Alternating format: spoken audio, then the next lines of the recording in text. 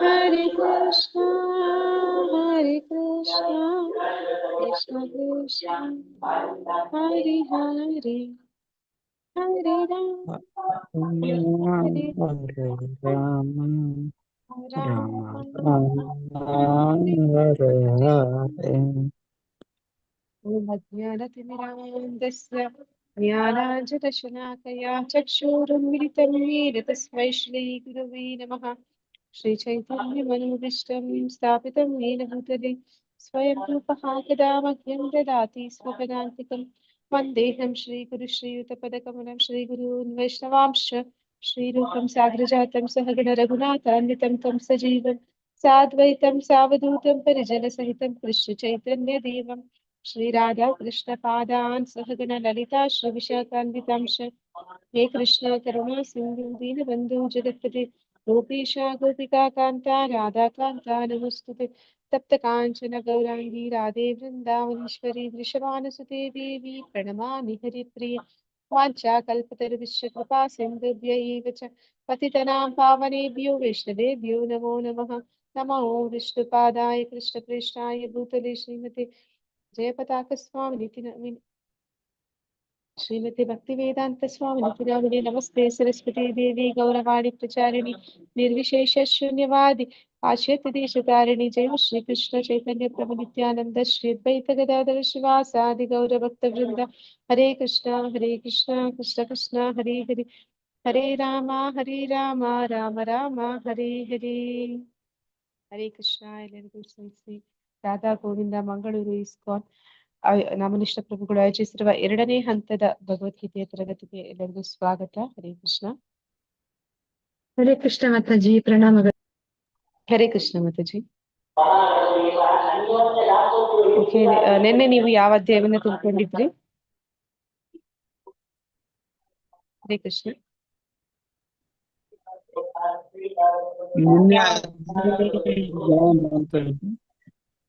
So ಇವತ್ತು 18ನೇ ಅಧ್ಯಾಯ. ಎಲ್ಲರೂ ಕ್ಷಮಿಸಿ, ನಾನು ಸ್ವಲ್ಪ ಜಾಯಿನ್ ಆಗೋದು ಲೇಟ್ ಆಯ್ತು, ಇಲ್ಲಿ ಇಂಟರ್ನೆಟ್ ಪ್ರಾಬ್ಲಮ್ ಇಂದ. ಇವತ್ತಿನ ಅಧ್ಯಾಯ ಕೊನೆಯ ಅಧ್ಯಾಯ. ಇದು 78 ಶ್ಲೋಕಗಳನ್ನು ಒಳಗೊಂಡಿರುವಂತಹ ಅಧ್ಯಾಯ. ಎಲ್ಲರಲ್ಲೂ ಕಳಕಳಿಯಿಂದ ವಿನಂತಿ ಮಾಡ್ಕೋತೀನಿ, ಇವತ್ತು 1.5 ಗಂಟೆ ಆದ್ರೂ ಹಿಡಿಯುತ್ತೆ ಇದು ಮಾಡೋದಕ್ಕೆ, ಯಾಕಂದ್ರೆ 2 ದಿನದಲ್ಲಿ ಮುಗಿಸ್ಬೇಕು ಅಂದ್ರೆ ಇದು ತುಂಬಾ ದೊಡ್ಡ ಅಧ್ಯಾಯ. ಸೊ ಈ ಅಧ್ಯಾಯವನ್ನ ಉಪಸಂಹಾರ ಅಥವಾ ವೈರಾಗ್ಯದ ಪರಿಪೂರ್ಣತೆ ಅಂತ ಇಲ್ಲಿ ಕರೀತಾರೆ. ಅಂದ್ರೆ 17ನೇ ಅಧ್ಯಾಯದವರೆಗೂ ಭಗವಂತ ಏನೆಲ್ಲ ಅರ್ಜುನನಿಗೆ ತಿಳಿಸ್ಬೇಕಿತ್ತು ಅದನ್ನೆಲ್ಲ ಹೇಳಿ ಮುಗಿಸಿದ್ದಾಗಿತ್ತು.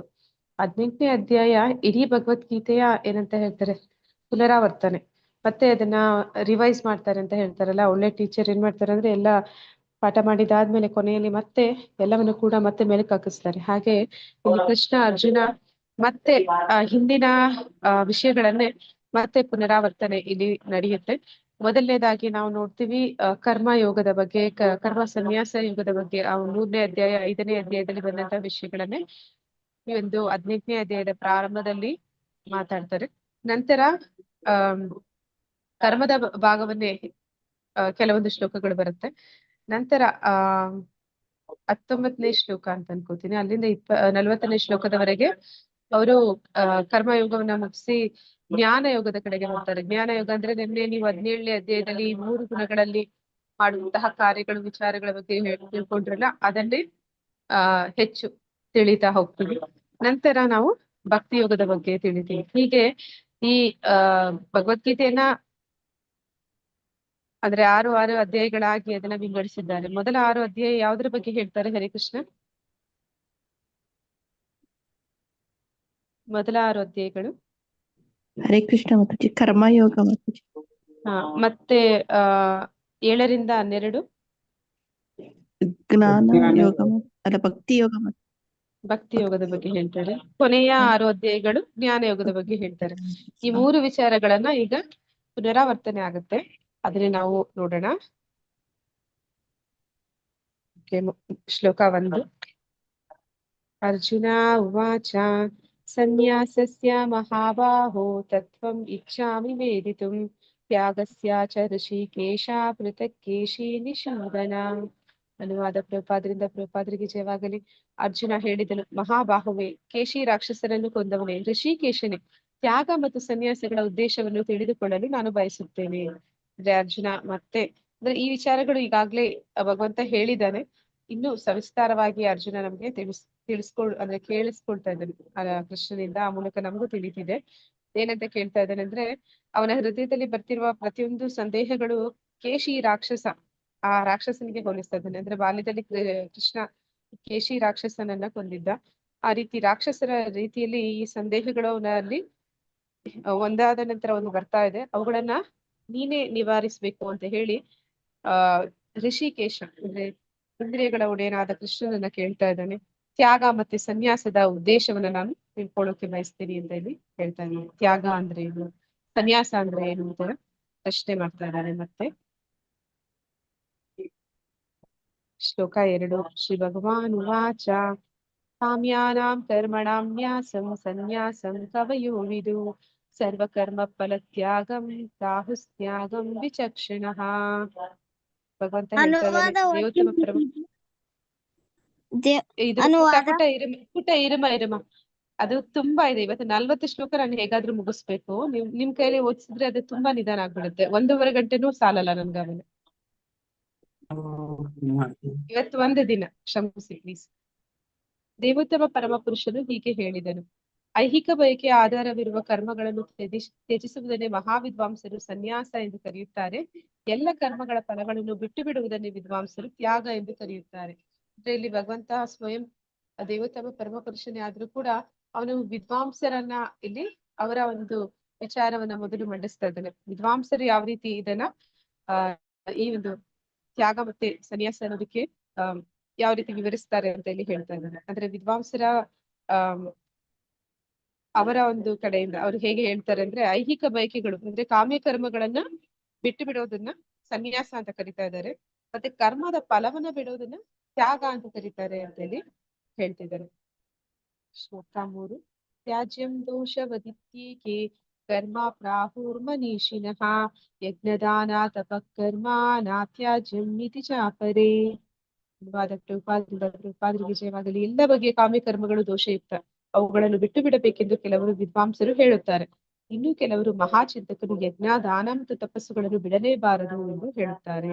ಅಂದ್ರೆ ಕಾಮ್ಯ ಕರ್ಮಗಳನ್ನ ಬಿಡುವುದು ಸನ್ಯಾಸ, ಆ ಕರ್ಮ ಫಲವನ್ನ ಬಿಟ್ಟು ಬಿಡುವುದನ್ನ ತ್ಯಾಗ ಅಂತ ಹೇಳಿ ಹಿಂದೆ ಹೇಳಿದ್ರು. ಆದ್ರೆ ಇನ್ನ ಅನೇಕ ವಿದ್ವಾಂಸರು ಏನಂತ ಹೇಳ್ತಾರೆ ಅಂದ್ರೆ, ಕಾಮ್ಯ ಕರ್ಮಗಳು ಏನೆಲ್ಲ ಇದೆ ಅದೆಲ್ಲವನ್ನು ಕೂಡ ಬಿಟ್ಟು ಬಿಡಬೇಕು ಅಂತಾನೆ ಹೇಳ್ತಾರೆ.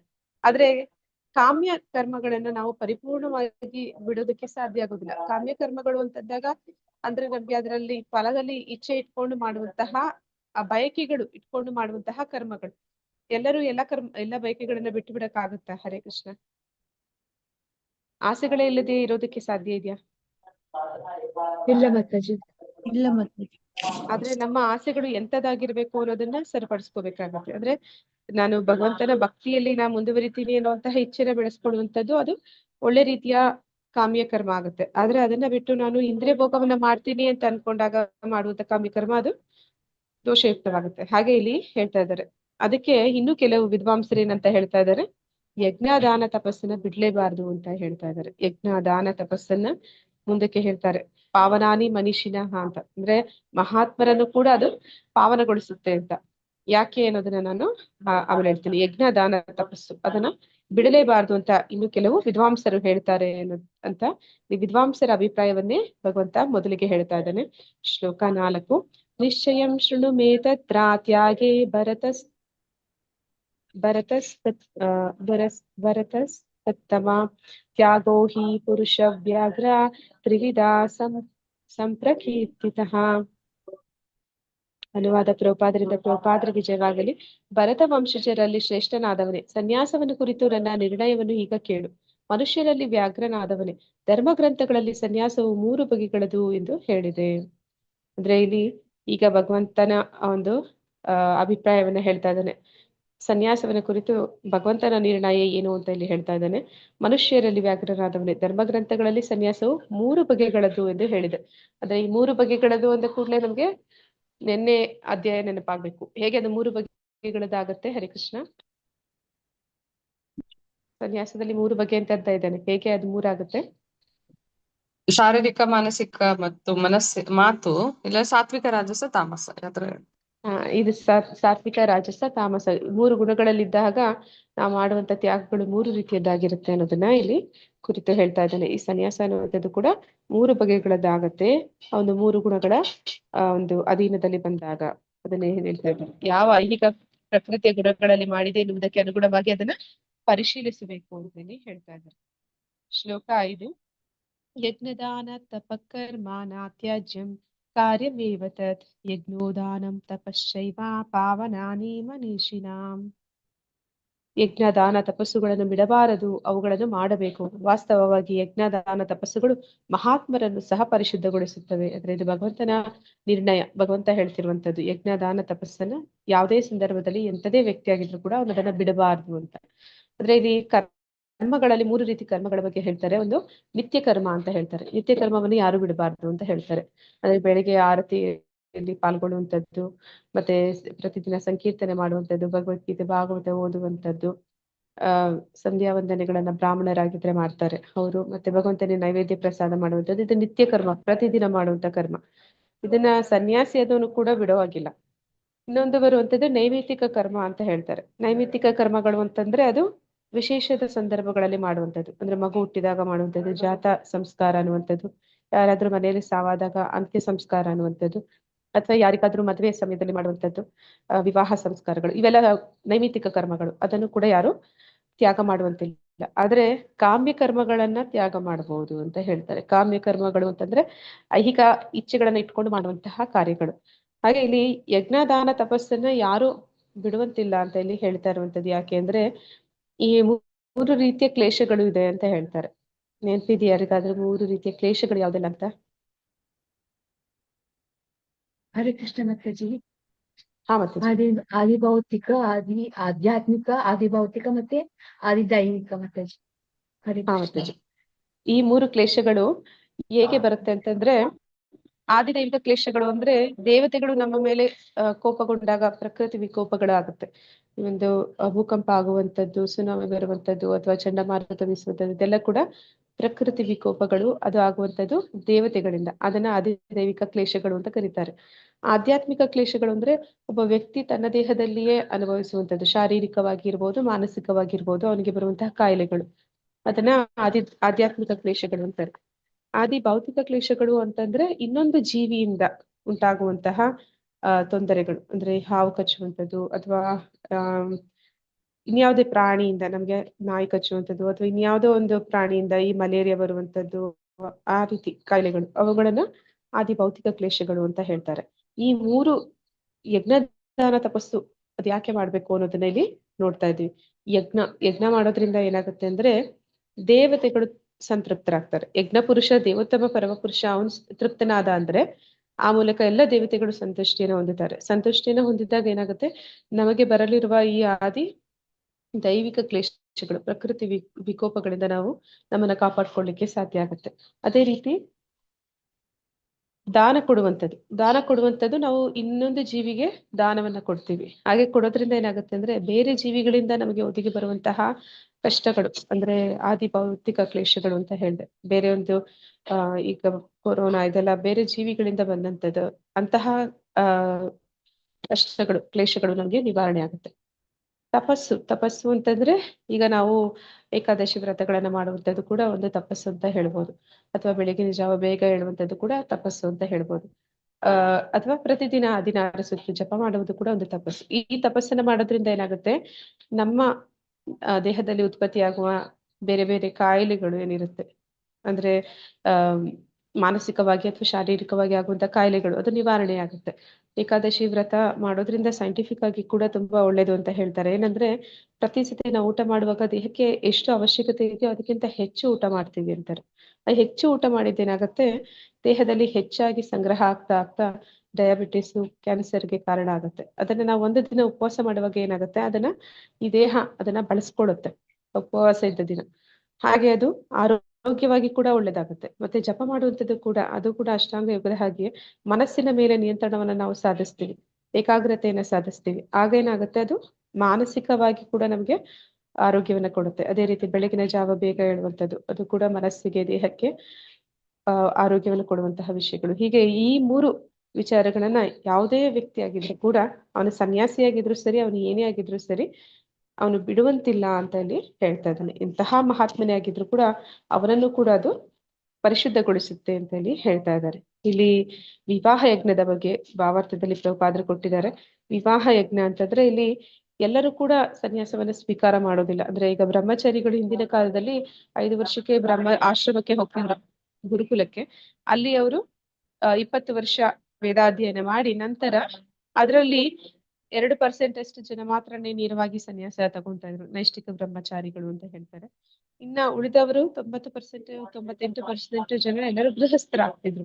ಅಂದ್ರೆ ಇದು ಕೂಡ ಆರೋಗ್ಯಕರವಾದ ವಿಷಯನೇ ಅಂತ ಹೇಳ್ತಾರೆ. ಅಂದ್ರೆ ಆ ರೀತಿ ಮಾಡ್ತಾರೆ, ಎಲ್ಲರೂ ಸನ್ಯಾಸಿಗಳೇ ಆಗ್ಬೇಕು ಅಂತಂದ್ರೆ ಸಮಾಜದಲ್ಲಿ ಅದು ಏನಂತ ಹೇಳ್ತಾರೆ, ಸಮತೋಲನವನ್ನ ಕಳ್ಕೊಳ್ಳುತ್ತೆ ಅಂತ. ಹೀಗೆ ವಿವಾಹ ಯಜ್ಞವನ್ನ ಅದು ಹೇಳ್ತಾರೆ. ಏನಂತ ಹೇಳ್ತಾರೆ ಅಂದ್ರೆ ಅದು ಗೃಹಸ್ಥ ಆಶ್ರಮ ಅಂತಾರೆ. ಆಶ್ರಮ ಅಂತಂದ್ರೆ ಅಲ್ಲಿ ಭಗವಂತನ ಆರಾಧನೆ ನಡೆಯುವಂತಹ ಸ್ಥಳ ಅಂತ. ಗೃಹಸ್ಥ ಆಶ್ರಮ ಅಂತಂದ್ರೆ ಪರಿವಾರದಲ್ಲಿ ಇರುವವರು ಎಲ್ಲರೂ ಸೇರಿ ಭಗವಂತನ ಪೂಜಾ ಕೈಂಕರ್ಯಗಳಲ್ಲಿ ತೊಡಗುವಂಥದ್ದು, ಸೇವೆಯಲ್ಲಿ ತೊಡಗುವಂಥದ್ದು. ಆದ್ರೆ ಅನೇಕ ಜನ ಯಾವ ರೀತಿ ಇರ್ತಾರೆ ಅಂದ್ರೆ, ಭಗವಂತನನ್ನ ಪಕ್ಕಕ್ಕೆ ಇಟ್ಟು ಗೃಹ ಮೇದಿ ಅಂತ ಕರಿತೀವಿ ಅವ್ರನ್ನ. ಗೃಹ ಮೇದಿ ಅಂತಂದ್ರೆ ಇಂದ್ರಿಯ ಭೋಗದಲ್ಲಿ ಹೆಚ್ಚು ತೊಡಗುವಂತಹ ಜನ. ಇಲ್ಲಿ ಗೃಹಸ್ಥ ವಿವಾಹ ಯಜ್ಞದಲ್ಲಿ ಏನ್ ಮಾಡ್ತಾರೆ ಅಂತಂದ್ರೆ, ಆ ಒಂದು ಯಾರು ಮದ್ವೆ ಆಗ್ತಾರೆ, ವಿವಾಹ ಆಗ್ತಾರೆ, ಅವರು ಭಗವಂತನ ಸೇವೆಯಲ್ಲಿ ತೊಡಗುವಂತಹ ರೀತಿಯಲ್ಲಿ ಒಂದು ಸಂಕಲ್ಪವನ್ನ ಮಾಡಿ ಮಾಡುವಂತದ್ದು. ಅದನ್ನೇ ಇಲ್ಲಿ ಹೇಳ್ತಾ ಇರುವಂತದ್ದು, ಗೃಹಸ್ಥಾಶ್ರಮವನ್ನ ಸೇರುವಂತದ್ದು ಅಂತ. ಇದು ಕೂಡ ಆಧ್ಯಾತ್ಮಿಕ ಜೀವನದಲ್ಲಿ ಪ್ರಗತಿಗೆ ಕಾರಣ ಆಗತ್ತೆ. ಅಂತದನ್ನ ಯಾರು ತ್ಯಾಗ ಮಾಡಬಾರ್ದು ಅನ್ನೋದನ್ನ ಇಲ್ಲಿ ಪ್ರಭುಪಾದರು ಕೂಡ ಹೇಳ್ತಾ ಇದ್ದಾರೆ. ಶ್ಲೋಕ 6, ಏತಾನ್ಯಪೀತು ಕರ್ಮಾಣಿ ಸಂಗಂ ತ್ಯಕ್ತ್ವಾ ಫಲಾನಿ ಚ ಕರ್ತವ್ಯಾನೀತಿ ಮೇ ಪಾರ್ಥ ನಿಶ್ಚಿತಂ ಮತಮುತ್ತಮಂ. ಅನುವಾದ ಪ್ರಭುಪಾದರಿಂದ ಪ್ರಭುಪಾದರಿಗೆ ಜಯವಾಗಲಿ. ಪಾರ್ಥನೆ, ಎಲ್ಲ ಕರ್ಮಗಳನ್ನು ಆಸಕ್ತಿ ಇಲ್ಲದೆ ಮತ್ತು ಫಲಾಪೇಕ್ಷೆ ಇಲ್ಲದೆ ಮಾಡಬೇಕು, ಅವನ್ನು ಕರ್ತವ್ಯ ಎಂದು ಮಾಡಬೇಕು. ಇದು ನನ್ನ ಅಂತಿಮ ಅಭಿಪ್ರಾಯ. ಅಂದ್ರೆ ಯಾರು ಯಾವುದೇ ಕೆಲಸವನ್ನು ಮಾಡ್ದೀರಾ ನಿಷ್ಕ್ರಿಯವಾಗಿ ಇರೋದಕ್ಕೆ ಸಾಧ್ಯ ಇದೆಯಾ? ಹರೇ ಕೃಷ್ಣ. ಯಾವುದೇ ಕೆಲಸ ಮಾಡ್ದಿರಾ ಯಾರಾದ್ರೂ ನಿಷ್ಕ್ರಿಯವಾಗಿ ಇರೋದಕ್ಕಾಗತ್ತಾ? ಇಲ್ಲ ಮಾತಾಜಿ. ಏನು ಶಾರೀರಿಕವಾಗಿ ಮಾಡೋದಿದ್ರು ಮಾನಸಿಕವಾಗಿ ಎಲ್ಲೆಲ್ಲೋ ಹೋಗಿ ಬರ್ತೇವೆ ಅಂದ್ರೆ ನಾವು ಜೀವ ಇದೆ ಅಂತಂದ್ರೆ ದೇಹದಲ್ಲಿ ಅದು ಚಟುವಟಿಕೆಯಿಂದ ಕೂಡಿರುತ್ತೆ. ಜೀವ ಇಲ್ಲ ಅಂತಂದ್ರೆ ಜಡವಾಗಿರೋದಕ್ಕೆ ಸಾಧ್ಯ. ಜೀವ ಇದೆ ಅಂತ ಅಂದ ಕೂಡ್ಲೆ ನಮ್ಮ ದೇಹದಲ್ಲಿ ಚಟುವಟಿಕೆಗಳು ಅದು ಸಾಧಾರಣವಾಗಿ ನಡೀತಾ ಇರುತ್ತೆ. ಯಾವುದೇ ಚಟುವಟಿಕೆಗಳನ್ನ ನಾವು ನಿಲ್ಲಿಸಿ ಬಿಡೋದಕ್ಕೆ ಸಾಧ್ಯ ಇಲ್ಲ. ಆದ್ರೆ ಅದನ್ನೇ ಇಲ್ಲಿ ಹೇಳ್ತಾ ಇದ್ದಾನೆ ಭಗವಂತ. ಆದ್ರೆ ಎಲ್ಲಾ ಕೆಲಸಗಳನ್ನ ಮಾಡ್ತಾ ಇದ್ರು ಕೂಡ ಅದರ ಫಲದಲ್ಲಿ ಅಪೇಕ್ಷೆನ ಇಟ್ಕೊಂಡಿರ ಅದನ್ನ ಕರ್ತವ್ಯ ದೃಷ್ಟಿಯಿಂದ ಮಾಡ್ಬೇಕು ಅಂತ ಇಲ್ಲಿ ಹೇಳ್ತಾ ಇದ್ದಾನೆ. ಅಂದ್ರೆ ನಮಗೆ ಅವರವರಿಗೆ ಅವರವರದೇ ಆದಂತಹ ನಿಯತ ಕರ್ತವ್ಯಗಳು ಇರುತ್ತೆ. ಅಂದ್ರೆ ಗಂಡನಿಗೆ ಅವನದೇ ಆದಂತ ಕರ್ತವ್ಯ, ಇಲ್ಲಿ ಅರ್ಜುನನಿಗೆ ಕ್ಷತ್ರಿಯನಾದ ಕಾರಣ ಯುದ್ಧ ಮಾಡುವಂತ ಸಂದರ್ಭ. ಹಾಗೆ ಹೆಂಡತಿಗೆ ಅಥವಾ ಮಕ್ಕಳಿಗೆ ಅವರವರಿಗೆ ಅವರದೇ ಆದಂತಹ ಒಂದು ಜವಾಬ್ದಾರಿಗಳು ಇರುತ್ತೆ. ಆದ್ರೆ ಆ ಜವಾಬ್ದಾರಿಗಳನ್ನ ಮಾಡುವಾಗ್ಲೂ ಕೂಡ ಅದರಲ್ಲಿ ಸಿಕ್ಕಿಕೊಳ್ಳಬಾರದು ಅಂತ ಹೇಳ್ತಾರೆ. ಸಿಕ್ಕಿಕೊಳ್ಳಬಾರದು ಅಂತಂದ್ರೆ ಅತಿಯಾಗಿ ಅಂಟ್ಕೊಳ್ಬಾರ್ದು ಅಂತ. ಅದನ್ನ ಕರ್ತವ್ಯ ದೃಷ್ಟಿಯಿಂದ ಮಾತ್ರ ಮಾಡ್ಬೇಕು ಅನ್ನೋದನ್ನ ಇಲ್ಲಿ ಭಗವಂತ ಅವನ ಅಭಿಪ್ರಾಯವನ್ನ ತಿಳಿಸ್ತಾ ಇದ್ದಾನೆ.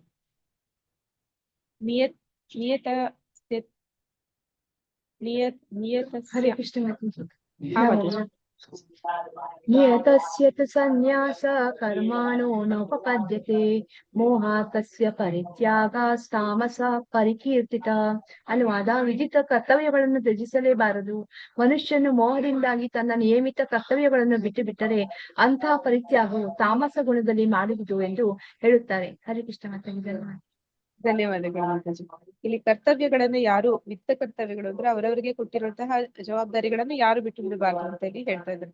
ಆದ್ರೆ ಮೋಹದಿಂದ ಅಂತಂದ್ರೆ ಆ ವ್ಯಕ್ತಿಗೆ ಗೊತ್ತಿಲ್ಲ ಅವ್ನ್ ಏನ್ ಮಾಡ್ಬೇಕು ಏನ್ ಮಾಡ್ಬಾರ್ದು ಅನ್ನೋದು ಅವನಿಗೆ ಯಾವುದೇ ಒಂದು ಜ್ಞಾನ ಇಲ್ಲ. ಅಜ್ಞಾನದಿಂದ ಅವನು ಯಾವ್ದಾದ್ರು ಒಂದು ಕರ್ತವ್ಯವನ್ನ ನಾನು ಮಾಡೋದಿಲ್ಲ ಅಂತ ಹೇಳಿ ಬಿಟ್ಟ ಅಂತಂದ್ರೆ ಅದು ತಮೋ ಗುಣದಲ್ಲಿ ಮಾಡಿದಂತಹ ಒಂದು ಕೆಲಸ ಅಂತ ಹೇಳಿ ಹೇಳ್ತಾ ಇದ್ದಾರೆ.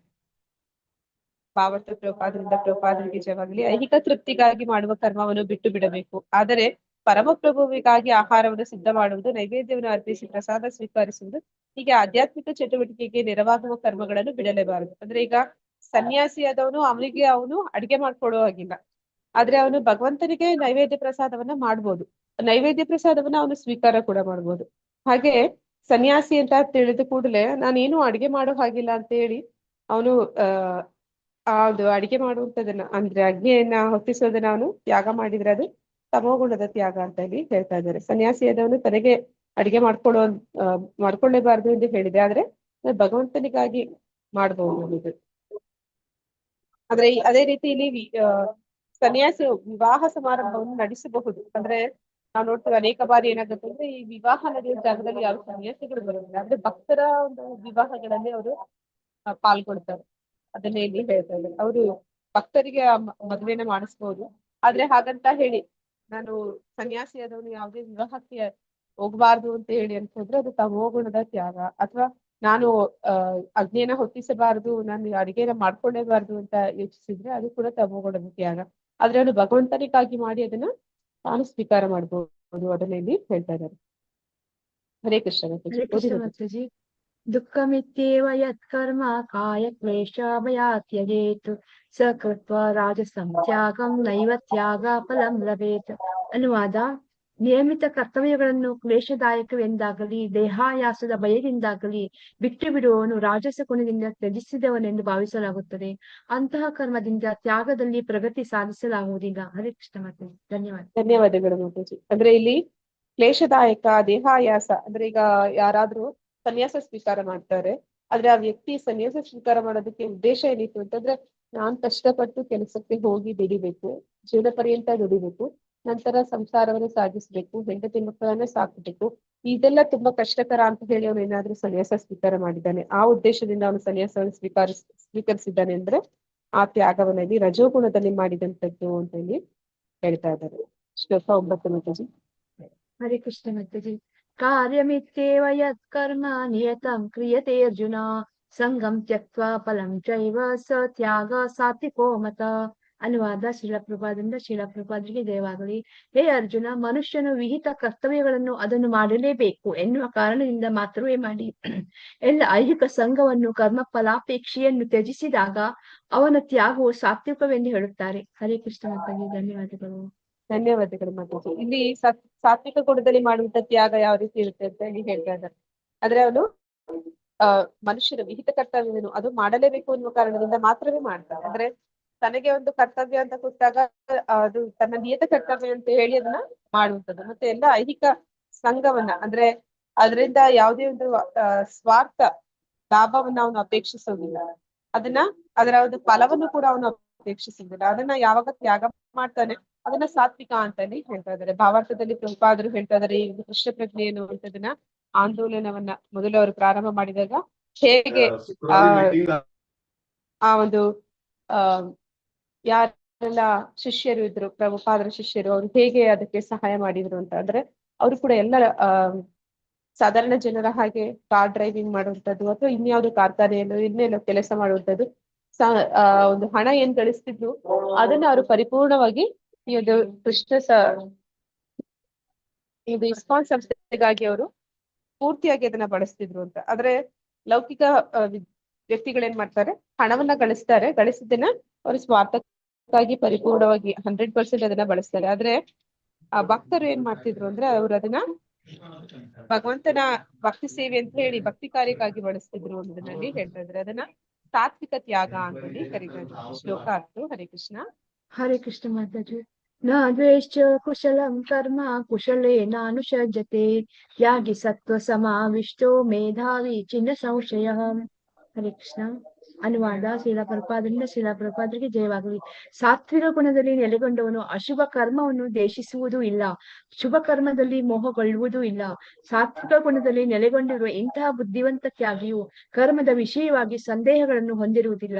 ಹರೇ ಕೃಷ್ಣ ಮಾತಾಜಿ. ಧನ್ಯವಾದ. ಧನ್ಯವಾದಗಳು ಮಾತಾಜಿ. ಅಂದ್ರೆ ಯಾರು ಸಾತ್ವಿಕ ಗುಣದಲ್ಲಿ ನೆಲೆಗೊಂಡಿರ್ತಾರೆ ಅವರು ಯಾವತ್ತೂ ಕೂಡ ಅಂದ್ರೆ ಇವಾಗ ಯಾವುದೇ ಒಂದು ಕರ್ಮವನ್ನ ಮಾಡಿದಾಗ ಅದರಿಂದ 2 ರೀತಿಯ ಫಲಗಳು ಬರುತ್ತೆ. ಒಂದು ನಮ್ಗೆ ಇಷ್ಟ ಆಗುವಂಥದ್ದು, ಇನ್ನೊಂದು ನಮ್ಗೆ ಇಷ್ಟ ಇಲ್ಲದೆ ಇರುವಂಥದ್ದು.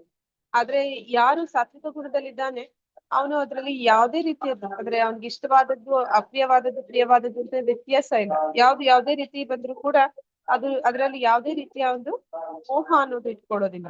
ಅಂತಹ ಒಂದು ಮನಸ್ಥಿತಿಯಲ್ಲಿ ಯಾರು ಈ ರೀತಿ ಕಾರ್ಯಗಳನ್ನ ಮಾಡ್ತಾರೆ ಅಂತಹ ಬುದ್ಧಿವಂತ ತ್ಯಾಗಿನ ಇಲ್ಲಿ ಕರ್ಮದ ವಿಷಯವಾಗಿ ಸಂದೇಹಗಳನ್ನು ಹೊಂದಿಲ್ಲ. ಅಂದ್ರೆ ಅವರಿಗೆ ಯಾವುದೇ ರೀತಿಯ ಸಂದೇಹಗಳು ಕೂಡ ಇರೋದಿಲ್ಲ. ಅಂತಹ ಕರ್ತನನ್ನ ಸಾತ್ವಿಕ ಗುಣದಲ್ಲಿ ನೆಲೆಗೊಂಡವನು ಅಂತ ಹೇಳಿ ಹೇಳ್ತಾ ಇದ್ದಾರೆ. ಅದ್ರಲ್ಲಿ ಸಾತ್ವಿಕ ಗುಣದಲ್ಲಿ ಯಾವ ವ್ಯಕ್ತಿ ಇದ್ದಾನೆ, ಅವನು ಮಾಡುವಂತಹ ಕಾರ್ಯ, ಅವನಿಗೆ ಕೊಟ್ಟಿರುವಂತಹ ನಿಯತ ಕರ್ತವ್ಯ, ಅದರಲ್ಲಿ ಅವನಿಗೆ ದ್ವಂದ್ವಗಳು ಇಲ್ಲ. ಇದು ಇಷ್ಟ, ನನ್ಗೆ ಇಷ್ಟ ಇಲ್ಲ ಅಂತ ಹೇಳೋದಿಲ್ಲ. ಅವನು ಎಲ್ಲವನ್ನು ಕೂಡ ಒಂದೇ ಮನಸ್ಥಿತಿಯಿಂದ ಸ್ವೀಕಾರ ಮಾಡ್ತಾನೆ, ಮತ್ತೆ ಅದನ್ನ ತನ್ನ ಕರ್ತವ್ಯ ಅಂತ ಹೇಳಿ ಮಾಡ್ತಾನೆ ಅನ್ನೋದನ್ನಲ್ಲಿ ಹೇಳ್ತಾ ಇದ್ದೀವಿ ಅಂತ. ಶ್ಲೋಕ 11. ಹರೇ ಕೃಷ್ಣ ಮಾತಾಜಿ. ನೈದೇಹಭೃತಾಂ ಶಕ್ಯಂ ತ್ಯಕ್ತುಂ ಕರ್ಮಾಣ್ಯಶೇಷತಃ ಯಸ್ತು ಕರ್ಮ ಫಲತ್ಯಾಗಿ ಸ ತ್ಯಾಗಿ ಇತ್ಯವಿಧೀಯತೆ. ಅನುವಾದ ಶ್ರೀಲ ಪ್ರಭುಪಾದರಿಂದ ಶ್ರೀಲ ಪ್ರಭುಪಾದರಿಗೆ ಜಯವಾಗಲಿ. ದೇಹಧಾರಿಯಾದವನಿಗೆ ಎಲ್ಲ ಕರ್ಮಗಳನ್ನು ತ್ಯಜಿಸುವುದು ಸಾಧ್ಯವೇ ಇಲ್ಲ, ನಿಜ. ಆದರೆ ಕರ್ಮ ಫಲವನ್ನು ತ್ಯಜಿಸುವವನನ್ನು ನಿಜವಾಗಿ ತ್ಯಾಗಿ ಎಂದು ಕರೆಯುತ್ತಾರೆ. ಹರೇ ಕೃಷ್ಣ ಮಾತಾಜಿ, ಧನ್ಯವಾದ. ಧನ್ಯವಾದಗಳು ಮಾತಾಜಿ. ಆದ್ರೆ ಆಗ್ಲೇ ನಾ ಹೇಳಿದಾಗೆ ದೇಹದಲ್ಲಿ ಆತ್ಮ ಇದೆ ಅಂತಂದ್ರೆ, ಜೀವ ಇದೆ ಅಂತಂದ್ರೆ ಚಟುವಟಿಕೆಯಿಂದ ಕೂಡಿರುತ್ತೆ. ಮಾನಸಿಕವಾಗಿ ಇರ್ಬೋದು ಅಥವಾ ದೈಹಿಕವಾಗಿ ಇರ್ಬೋದು. ಅದು ಅದರ ಸ್ವಾಭಾವಿಕ ಲಕ್ಷಣ. ಯಾರು ಕೂಡ ಕೆಲಸಗಳನ್ನ ಕಾರ್ಯಗಳನ್ನ ಒಂದಿಷ್ಟು ಮಾಡದಿರ ಹಾಗೆ ಏನಂತ ಹೇಳ್ತಾರೆ, ಎಲ್ಲವನ್ನ ನಿಲ್ಲಿಸಿ ಬಿಡಲಿಕ್ಕೆ ಸಾಧ್ಯ ಇಲ್ಲ. ಅದನ್ನೇ ಇಲ್ಲಿ ಹೇಳ್ತಾ ಇದ್ದಾರೆ. ಹಾಗೆ ಆದ್ರೆ ಕರ್ಮ ಫಲವನ್ನ ತ್ಯಾಗ ಮಾಡುವಂತಹ ಅಧಿಕಾರ ನಮ್ಗೆ ಇದೆ. ಕರ್ಮವನ್ನ ತ್ಯಾಗ ಮಾಡುವ ಅಧಿಕಾರ ನಮ್ಗಿಲ್ಲ, ಕರ್ಮದ ಫಲವನ್ನ ತ್ಯಾಗ ಮಾಡುವ ಅಧಿಕಾರ ನಮ್ಗೆ ಇರೋದ್ರಿಂದ ಅಂತವನ್ನ ನಿಜವಾದ ತ್ಯಾಗಿ ಅಂತ ಹೇಳಿ ಭಗವಂತ ಹೇಳ್ತಾ ಇದ್ರು. ಹರೇ ಕೃಷ್ಣ. ಹರೇ ಕೃಷ್ಣ. ಅನಿಷ್ಟಮಿಷ್ಟಂ ಮಿಶ್ರಂ ಚ ತ್ರಿವಿಧಂ ಕರ್ಮಣಃ ಫಲಂ ಭವತ್ಯತ್ಯಾಗಿನಾಂ ಪ್ರೇತ್ಯ ನತು ಸನ್ಯಾಸಿನಾಂ ಕ್ವಚಿತ್. ಅನುವಾದ ಶ್ರೀಲ ಪ್ರಭುಪಾದರಿಂದ ಶ್ರೀಲ ಪ್ರಭುಪಾದರಿಗೆ ಜಯವಾಗಲಿ. ತ್ಯಾಗ ಮಾಡದಿರುವವರಿಗೆ ಸಾವಿನ ಅನಂತರ 3 ಬಗೆಯ ಕರ್ಮಫಲಗಳು ಲಭಿಸುತ್ತವೆ. ಪ್ರಿಯವಾದದ್ದು, ಅಪ್ರಿಯವಾದದ್ದು, ಮಿಶ್ರವಾದದ್ದು. ಆದರೆ ಸನ್ಯಾಸಿಗಳಿಗೆ ಸುಖ ಪಡುವ ಅಥವಾ ದುಃಖ ಪಡುವ ಫಲ ಯಾವುದೂ ಇರುವುದಿಲ್ಲ. ಹರೇ ಕೃಷ್ಣ ಮಾತಾಜಿ, ಧನ್ಯವಾದಗಳು. ಧನ್ಯವಾದಗಳು ಮಾತಾಜಿ. ಅಂದ್ರೆ ಇಲ್ಲಿ ನಾವು ಪ್ರತಿಯೊಂದು ಕಾರ್ಯ ಮಾಡಿದಾಗ್ಲೂ ಕೂಡ ಆ ಕಾರ್ಯದ ಒಂದು ಪ್ರತಿಕ್ರಿಯೆಗಳು ಯಾವಾಗ್ಲೂ ಇರುತ್ತೆ. ಅಂದ್ರೆ every action has its own reaction ಅಂತ ಹೇಳ್ತಾರೆ. ಹಾಗೆ ನಾವು ಮಾಡಿದ ಪ್ರತಿಯೊಂದು ಕಾರ್ಯಕ್ಕೆ ಇನ್ನೊಂದು ಪ್ರತಿಕ್ರಿಯೆ ಅಂತಂದ್ರೆ ಅದು ನಮಗೆ ಏನಂತ ಹೇಳ್ತಾರೆ, ನಾವು 3 ರೀತಿಯ ಕರ್ಮಗಳ ಬಗ್ಗೆ ತಿಳ್ಕೊಂಡಿದ್ದೀವಿ. ಕರ್ಮ, ವಿಕರ್ಮ, ಅಕರ್ಮ. ಅಂದ್ರೆ ಇಲ್ಲಿ ಕರ್ಮ ಮಾಡಿದ್ರಿಂದ ಪುಣ್ಯ ಬರುತ್ತೆ, ಅಕರ್ಮ ಅಂದ್ರೆ ವಿಕರ್ಮ ಮಾಡೋದ್ರಿಂದ ಏನಾಗುತ್ತೆ, ಪಾಪಗಳು ಬರುತ್ತೆ. ಹೀಗೆ ಏನು ಪುಣ್ಯ ಬರುತ್ತೆ ಅದು ನಮ್ಗೆ ಪ್ರಿಯವಾದದ್ದು, ಯಾವ್ದು ಪಾಪಗಳು ಬರುತ್ತೆ ಅದು ನಮ್ಗೆ ಅಪ್ರಿಯವಾದದ್ದು. ಅದು ಎರಡು ಮಿಶ್ರಣವಾಗಿ ಮಾಡುವಂತವ್ರು ಇದ್ದಾರೆ. ಅಂದ್ರೆ ಸಾವಿನ ನಂತರ ಅವ್ರಿಗೆ ಇಷ್ಟು ಕಾಲ ಆ ಪಾಪಗಳನ್ನು ಮಾಡಿದಕ್ಕೆ ಶಿಕ್ಷೆನೂ ಆಗುತ್ತೆ, ನಂತರ ಅವರ ಪುಣ್ಯವನ್ನು ಕೂಡ ಅವರು ಅನುಭವಿಸ್ತಾರೆ. ಹಾಗೆ ಈ ರೀತಿ 3 ರೀತಿಯ ಒಂದು ಕರ್ಮ ಫಲಗಳು ಅದು ಸಿಗುತ್ತೆ. ಆದ್ರೆ ಯಾರು ಸನ್ಯಾಸಿ ಆಗಿದ್ದಾನೆ ಅಂತವನು ಈ ಎರಡಕ್ಕೂ ಕೂಡ ಅವನು ವಿಚಲಿತನಾಗೋದಿಲ್ಲ. ಅಂದ್ರೆ ಅವನು ಸುಖ ಬಂದ್ರು ಸರಿ, ದುಃಖ ಬಂದ್ರು ಸರಿ. ಪ್ರತಿಯೊಬ್ಬರ ಜೀವನದಲ್ಲೂ ಅಷ್ಟೇ. ಯಾರ ಜೀವನದಲ್ಲೂ ಯಾವಾಗ್ಲೂ ಸುಖನೇ ಬರುತ್ತೆ ಅಂತಾನು ಹೇಳಕ್ಕಾಗಲ್ಲ, ಯಾರ ಜೀವನದಲ್ಲಿ ಯಾವಾಗ್ಲೂ ದುಃಖನೇ ಬರುತ್ತೆ ಅಂತ ಹೇಳಕ್ಕಾಗಲ್ಲ. ಒಂದರ ನಂತರ ಒಂದು ಅಲೆ ಅಲೆಯಾಗಿ ಬರ್ತಾ ಇರುತ್ತೆ ಈ ಬದುಕಿನಲ್ಲಿ. ಅದೇ ಸನ್ಯಾಸಿ ಆದವನು, ನಿಜವಾದ ಸನ್ಯಾಸಿ ಆದವನು, ಇದರಿಂದ ಅವನಿಗೆ ಯಾವುದೇ ರೀತಿಯ ಒಂದು ವ್ಯತ್ಯಾಸ ಆಗುದಿಲ್ಲ ಅನ್ನೋದರಲ್ಲಿ ಹೇಳ್ತಾ ಇದ್ದಾರೆ. ಹರಿ ಕೃಷ್ಣ. ಹರೇ ಕೃಷ್ಣ ಮಾತಾಜಿ. ಪಂಚೈತಾನಿ ಮಹಾಬಾಹೋ ಕಾರಣಾನಿ ನಿಬೋಧ ಮೇ ಸಾಂಖ್ಯೀಕೃತಾಂತೆ ಪ್ರೋಕ್ತಾನಿ ಸಿದ್ಧಯೇ ಸರ್ವಕರ್ಮಣಾಂ. ಅನುವಾದ ಶ್ರೀಲ ಪ್ರಭುಪಾದರಿಂದ ಶ್ರೀಲ ಪ್ರಭುಪಾದರಿಗೆ ಜಯವಾಗಲಿ. ಮಹಾಬಾಹುವಾದ ಅರ್ಜುನನೇ, ವೇದಾಂತಕ್ಕೆ ಅನುಗುಣವಾಗಿ ಎಲ್ಲ ಕರ್ಮಗಳ ಸಿದ್ಧಿಗೆ 5 ಕಾರಣಗಳಿವೆ. ಅವನ್ನು ನನ್ನಿಂದ ತಿಳಿದುಕೋ. ಹರೇ ಕೃಷ್ಣ ಮಾತಾಜಿ, ಧನ್ಯವಾದಗಳು. ಹರೇ ಕೃಷ್ಣ ಮಾತಾಜಿ. ಅಂದ್ರೆ ಪ್ರತಿಯೊಂದು ಕಾರ್ಯ ನಡೀತಾ ಇದೆ ಅಂತಂದ್ರೆ ಅದನ್ನ ಯಾರು ಮಾಡಿದ್ದು ಅಂದ್ರೆ ಸಾಧಾರಣವಾಗಿ ನಾವು ಏನಂತ ಹೇಳ್ತೀವಿ, ಯಾವ್ದಾದ್ರು ಒಂದು ಕೆಲಸ ಆಯ್ತು ಅಂದ್ರೆ ಯಾರು ಅದನ್ನ ಮಾಡಿದ್ದು ಅಂತಂದ್ರೆ ನಾವ್ ಯಾರನ್ನ ಹೇಳ್ತೀವಿ? ಯಾರು ಮಾಡಿದ್ದು ಈ ಕೆಲಸ ಅಂತ ಕೇಳಿದ್ರೆ ಏನಂತ ಹೇಳ್ತೀವಿ? ನಾವು ಅಂತ ಹೇಳ್ತೀವಿ, ನಾನ್ ಮಾಡಿದ್ದೀನಿ ಅಂತ ಹೇಳ್ತೀವಿ. ನಾನ್ ಮಾಡಿದ್ದು, ಇಲ್ಲ ಈ ವ್ಯಕ್ತಿ ಮಾಡಿದ್ದು. ಆ ರೀತಿ ಯಾವ್ದಾದ್ರು ಒಂದು ವ್ಯಕ್ತಿಯನ್ನ ನಾವು ತೋರಿಸಿ ಹೇಳ್ತೀವಿ. ಇಲ್ಲಿ ಆದ್ರೆ ಭಗವಂತ ಹೇಳ್ತಾ ಇದ್ದಾನೆ, ಪ್ರತಿಯೊಂದು ಕಾರ್ಯ ಆಗ್ಬೇಕಾದ್ರೆ ಅದಕ್ಕೆ 5 ಜನ ಬೇಕು ಅಂತ. ಯಾರು 5 ಜನ ಅನ್ನೋದನ್ನ ಮುಂದೆ ಹೇಳ್ತಾ ಇದ್ದಾನೆ ಭಗವಂತ. ಶ್ಲೋಕ 14. ಹರೇ ಕೃಷ್ಣ ಮಾತಾಜಿ. ಅಧಿಷ್ಠಾನಂ ತಥಾ ಕರ್ತ ಕರಣಂ ಚ ಪೃಥಗ್ವಿಧಂ ವಿವಿಧಾಶ್ಚ ಪೃಥಕ್ ಚೇಷ್ಟಾ ದೈವಂ ಚೈವಾತ್ರ ಪಂಚಮಂ. ಅನುವಾದ ಶ್ರೀಲ ಪ್ರಭುಪಾದರಿಂದ ಶ್ರೀಲ ಪ್ರಭುಪಾದರಿಗೆ ಜಯವಾಗಲಿ. ಕರ್ಮಸ್ಥಳ, ದೇಹ, ಕರ್ತ, ವಿವಿಧ ಇಂದ್ರಿಯಗಳು, ವಿವಿಧ ಪ್ರಯತ್ನಗಳು ಮತ್ತು ಕಟ್ಟಕಡೆಯದಾಗಿ ಪರಮಾತ್ಮ. ಈ 5 ಕ್ರಿಯೆಯು 5 ಅಂಶಗಳು. ಹರೇ ಕೃಷ್ಣ ಮಾತಾಜಿ, ಧನ್ಯವಾದಗಳು. ಹರೇ ಕೃಷ್ಣ ಮಾತಾಜಿ. ಈಗ ಪ್ರತಿಯೊಂದು ಕಾರ್ಯ ಆಗ್ಬೇಕು ಅಂತಂದ್ರೆ ಅಲ್ಲಿ ನಮ್ಗೆ 5 ಅಂಶಗಳು ಬೇಕು. ಆ 5 ಅಂಶಗಳಿದ್ರೆ ಮಾತ್ರನೇ ಆ ಕಾರ್ಯ ಆಗೋದಕ್ಕೆ ಸಾಧ್ಯ. ಯಾವ್ದೆಲ್ಲ 5 ಅಂಶಗಳು ಅಂತಂದ್ರೆ ಕರ್ಮಸ್ಥಳ. ಕರ್ಮಸ್ಥಳ ಅಂದ್ರೆ ಕೆಲಸ ಮಾಡೋದಕ್ಕೆ ಒಂದು ಜಾಗ. ಅದೊಂದು ನಮ್ಮ ದೇಹಕ್ಕೆ ಹೋಲಿಸಿದ್ರೆ ನಮ್ಮ ದೇಹದಲ್ಲಿಯೇ ಕ್ರಿಯೆಗಳು ನಡೆಯುವಂಥದ್ದು. ಅದಕ್ಕಾಗಿ ಈ ದೇಹವನ್ನ ಕರ್ಮಸ್ಥಳ ಅಂತ ಕರೀತಾ ಇದ್ದಾರೆ. ಕರ್ತ ಅಂದ್ರೆ ಯಾರು ಅಂದ್ರೆ ಈ ದೇಹದಲ್ಲಿ ಇರುವಂತಹ ಆತ್ಮ. ಮತ್ತೆ ಈ ದೇಹ ಇದೆ, ಆ ದೇಹದಲ್ಲಿ ಜೀವ ಇದೆ. ಎರಡಿದ್ರೆ ಸಾಕ ಕೆಲಸ ಆಗೋದಕ್ಕೆ? ಕೈ, ಕಾಲು, ಕಣ್ಣು, ಮೂಗು, ಬಾಯಿ ನಮ್ಗೆ ಬೇಕಲ್ವಾ? ಹರೇ ಕೃಷ್ಣ. ಇಂದ್ರಿಯಗಳು ಬೇಕು. ಆ ಇಂದ್ರಿಯಗಳು ಇದ್ರೆ ಸಾಕ? ಅಂದ್ರೆ ನಮ್ಗೆ ಜೀವ ಇದೆ, ದೇಹ ಇದೆ, ನಮಗೆ ಇಂದ್ರಿಯಗಳು ಇದೆ. ಅಷ್ಟಿದ್ರೆ ಕೆಲಸ ಆಗುತ್ತಾ? ನಾವು ಪ್ರಯತ್ನ ಪಡ್ಬೇಕಾಗತ್ತೆ. ಅಂದ್ರೆ ಒಂದು ಕಾರ್ಯ ಆಗ್ಬೇಕು ಅಂತಂದ್ರೆ ಅದೆಲ್ಲ ಇದ್ದು ನಮ್ಮಲ್ಲಿ ನೆಕ್ಸ್ಟ್ ಪ್ರಯತ್ನ ಕೂಡ ಇರ್ಬೇಕಾಗತ್ತೆ. ಪ್ರಯತ್ನ ಪಟ್ರೆ ಮಾತ್ರ ಕೆಲಸ ಆಗುತ್ತಾ? ಹರೇ ಕೃಷ್ಣ. ನಾವು ಮಾಡಿದಂತ ಪ್ರಯತ್ನಗಳು ಯಾವಾಗ್ಲೂ ಕೂಡ ಅದು ಪೂರ್ತಿ ಸಕ್ಸಸ್ ಆಗಿದ್ಯಾ? ನಾವ್ ಯಾವ್ದೋ ಒಂದು ಕೆಲಸವನ್ನ ಮಾಡ್ತೀವಿ, ನಮ್ ಲೈಫಲ್ಲಿ ಮಾಡಿದ ಎಲ್ಲಾ ಕೆಲಸ ಸಕ್ಸಸ್ ಆಗಿದ್ಯಾ? ಇಲ್ಲ ಮಾತಾಜಿ, ಎಲ್ಲಿ ದೇವರ ಅನುಗ್ರಹ ಇದ್ರೆ ಏನಾದ್ರೂ ಆಗ್ಬೋದಲ್ಲದೆ ನಾವು ಎಷ್ಟೇ ಪ್ರಯತ್ನ ಮಾಡಿದ್ರು ಅಲ್ಲಿ ಮತ್ತೆ ಕೃಷ್ಣ ಪರಮಾತ್ಮ ನಮ್ಮ ಹಣೆ ಬರದಲ್ಲಿ ಬರ್ದಿದ್ನೆ ಪ್ರಯತ್ನದಿಂದ ಆಗ್ಬಹುದು ಅಂತ. ಕೃಷ್ಣನ ಅಂದ್ರೆ ದೇವರದೊಂದು ಅನುಗ್ರಹ ಆಗದಿದ್ರೆ ಅದು ಯಾವುದು ಆಗುದು ಸುಳ್ಳು ಮಾತಾಜಿ. ಅದನ್ನೇ ಹೇಳ್ತಾ ಇದ್ರಿ. 5ನೇ ಅಂಶ ಅದು ಪರಮಾತ್ಮ. ಈ 5ರಲ್ಲಿ ಪ್ರಮುಖವಾದದ್ದು ಪರಮಾತ್ಮ. ಅವನ ಒಂದು ಏನಂತ ಅನುಗ್ರಹ. ನೀವು ಹೇಳಿದಾಗ ಅನುಗ್ರಹ ಇಲ್ಲ ಅಂತಂದ್ರೆ ನಾವ್ ಯಾವುದೇ ಒಂದು ಕಾರ್ಯವನ್ನ ಮಾಡೋದಕ್ಕೆ ಸಾಧ್ಯ ಇಲ್ಲ. ಆದ್ರೆ ನಾವೇನಂತ ಹೇಳ್ತೀವಿ, ಕೂಡಲೇ ಹೇಳ್ಬಿಡ್ತೀವಿ, ಯಾರಿದ್ ಮಾಡಿದ್ರೆ ನಾನೇ ಮಾಡಿದ್ದು ಅಂತ. ನಾನಲ್ಲಿ ಮಾಡೋದಕ್ಕೆ ಇಲ್ಲಿ ಏನಂತ ಹೇಳ್ತಾ ಇದ್ದಾರೆ, ವಿವಿಧ ಇಂದ್ರಿಯಗಳು ಅಂತ ಹೇಳ್ತಾ ಇದ್ದಾರೆ. ಭಾಗವತಮಲ್ಲಿ ಏನಂತ ಹೇಳ್ತಾರೆ ಅಂದ್ರೆ ಈ ಒಂದೊಂದು ಇಂದ್ರಿಯಗಳು ನಮ್ಗೆ ದೇಹದಲ್ಲಿ ಏನಿದೆ ಅದಕ್ಕೆ ಒಂದೊಂದು ಅಧಿದೇವತೆಗಳು ಇದ್ದಾರೆ ಅಂತ. ಆ ದೇವತೆಗಳು ನಮ್ ಕೈಯಿಂದ ಅದನ್ನ ಮಾಡಿಸ್ತಿದ್ದಾರೆ ಅಂತ. ಆ ದೇವತೆಗಳು ಒಂದು ಕ್ಷಣ ನಮ್ಗೆ ಅದನ್ನ ಮಾಡೋದಕ್ಕೆ ಅವರು ನಮ್ಮನ್ನ ಅದ್ರಲ್ಲಿ ತೊಡಗಿಸೋದಕ್ಕೆ ಬಿಟ್ಟಿಲ್ಲ ಅಂದ್ರೆ ನಾನು ಮಾತಾಡಕ್ಕಾಗೋದಿಲ್ಲ, ನಾನು ನೋಡೋದಕ್ಕಾಗೋದಿಲ್ಲ, ನಾನು ಏನು ಅಂದ್ರೆ ಅನೇಕ ಜನ ಕುರುಡರು, ಕಿವುಡರು ಆತರ ಜನ ಇದ್ದಾರೆ. ಆ ರೀತಿ ಆಗ್ಬಿಡ್ತೀವಿ ನಾವು. ಅಂದ್ರೆ ಆ ದೇವತೆಗಳು ಕೂಡ ನಮ್ಮ ದೇಹದ ಮೂಲಕ ಕಾರ್ಯವನ್ನು ಮಾಡಿಸ್ತಿದ್ದಾರೆ. ಮತ್ತೆ ನಮ್ಮಲ್ಲಿ ಇರುವಂತಹ ಆತ್ಮ, ನಮಗೆ ದೇಹ ಕೊಟ್ಟಿರುವಂತದ್ದು ಈ ಪ್ರಕೃತಿ ನನಗೆ ದೇಹನೇ ಕೊಟ್ಟಿರ್ಲಿಲ್ಲ ಅಂದ್ರೆ ಈ ಆತ್ಮಕ್ಕೆ ಆ ಕೆಲಸಗಳನ್ನ ಮಾಡೋದಕ್ಕೆ ಒಂದು ಕರ್ಮಸ್ಥಳನೇ ಇಲ್ಲ. ಹಾಗೆ ಪ್ರತಿಯೊಂದಕ್ಕೂ ಕೂಡ ಇಲ್ಲಿ ಪ್ರಕೃತಿ ಬೇಕು, ದೇವತೆಗಳು ಬೇಕು, ಭಗವಂತ ಬೇಕು, ಆತ್ಮ ನಾನು ಬೇಕು, ಕೊನೆಗೆ ನನ್ನದ ಒಂದು ಸಂಕಲ್ಪ ಬೇಕು, ನನ್ನ ಒಂದು ಪ್ರಯತ್ನ ಬೇಕು. ಇದೆಲ್ಲ ಇಲ್ಲ ಅಂದ್ರೆ ಆ ಕಾರ್ಯ ಆಗೋದಿಲ್ಲ. ಇಷ್ಟೆಲ್ಲ ಅಂದ್ರೆ ಜನರು ಆ ಕಾರ್ಯವನ್ನು ಮಾಡ್ತಿರ್ಬೇಕಾದ್ರೆ ನಾನು ಅದ್ರ ಕ್ರೆಡಿಟ್ ನಾನ್ ತಗೊಳ್ತೀನಿ, ನಾನೇ ಮಾಡಿದ್ದು ಅಂತ ಒಂದೇ ವ್ಯಕ್ತಿ ಹೇಳ್ಕೊತೀನಿ. ಅದು ಸತ್ಯ ಅಲ್ಲ, ಅಲ್ಲಿ ನಿಜ ಅಲ್ಲ ಅಂತ ಇಲ್ಲಿ ಹೇಳ್ತಾ ಇದ್ದಾರೆ. ಹರೇ ಕೃಷ್ಣ. ಶ್ಲೋಕ 15. ಹರೇ ಕೃಷ್ಣ ಮಾತಾಜಿ. ಶರೀರವಾಂಗ್ಮನೋವೀರ್ಯ ಕರ್ಮ ಪ್ರಾರಭತೆ ನರಃ ನ್ಯಾಯ ವಾ ವಿಪರೀತಂ ವಾ ಪಂಚೈತೆ ತತ್ಸ್ಯ ಹೇತವಃ.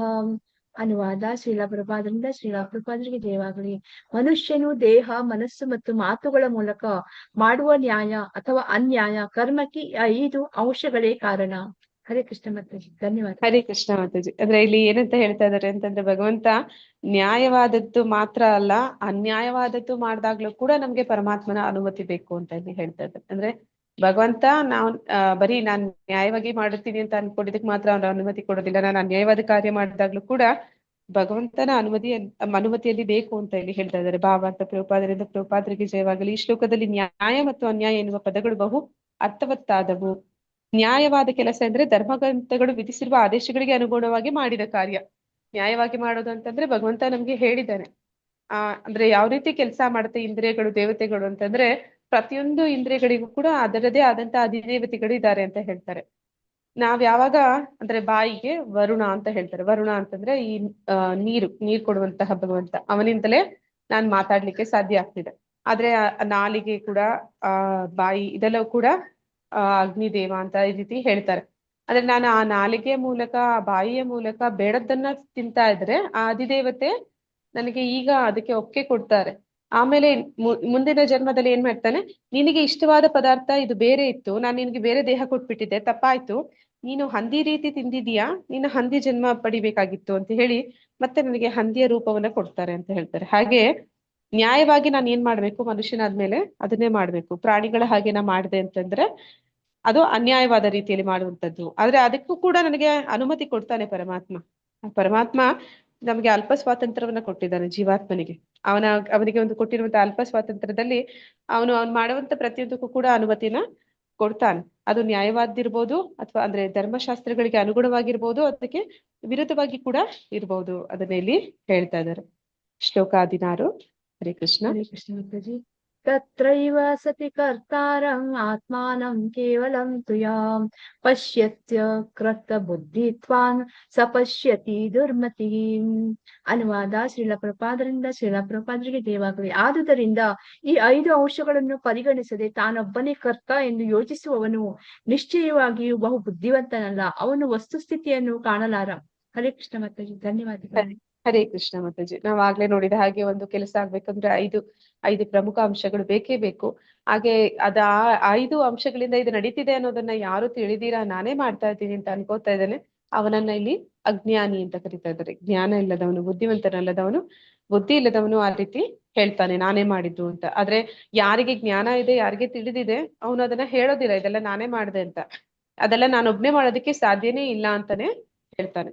ಅಂದ್ರೆ ನಾನು ಯಾವ್ದೆಲ್ಲ ಒಂದು ಕಾರ್ಯ ಆಗ್ತಿದೆ ಅದರ ಹಿಂದೆ ನಾನೊಬ್ಬನೇ ಇಲ್ಲ ಅನ್ನೋದನ್ನ ಅವನು ತಿಳ್ಕೊಂಡಿರ್ತಾನೆ. ಶ್ಲೋಕ 17. ಹರೇ ಕೃಷ್ಣ ಮಾತಾಜಿ.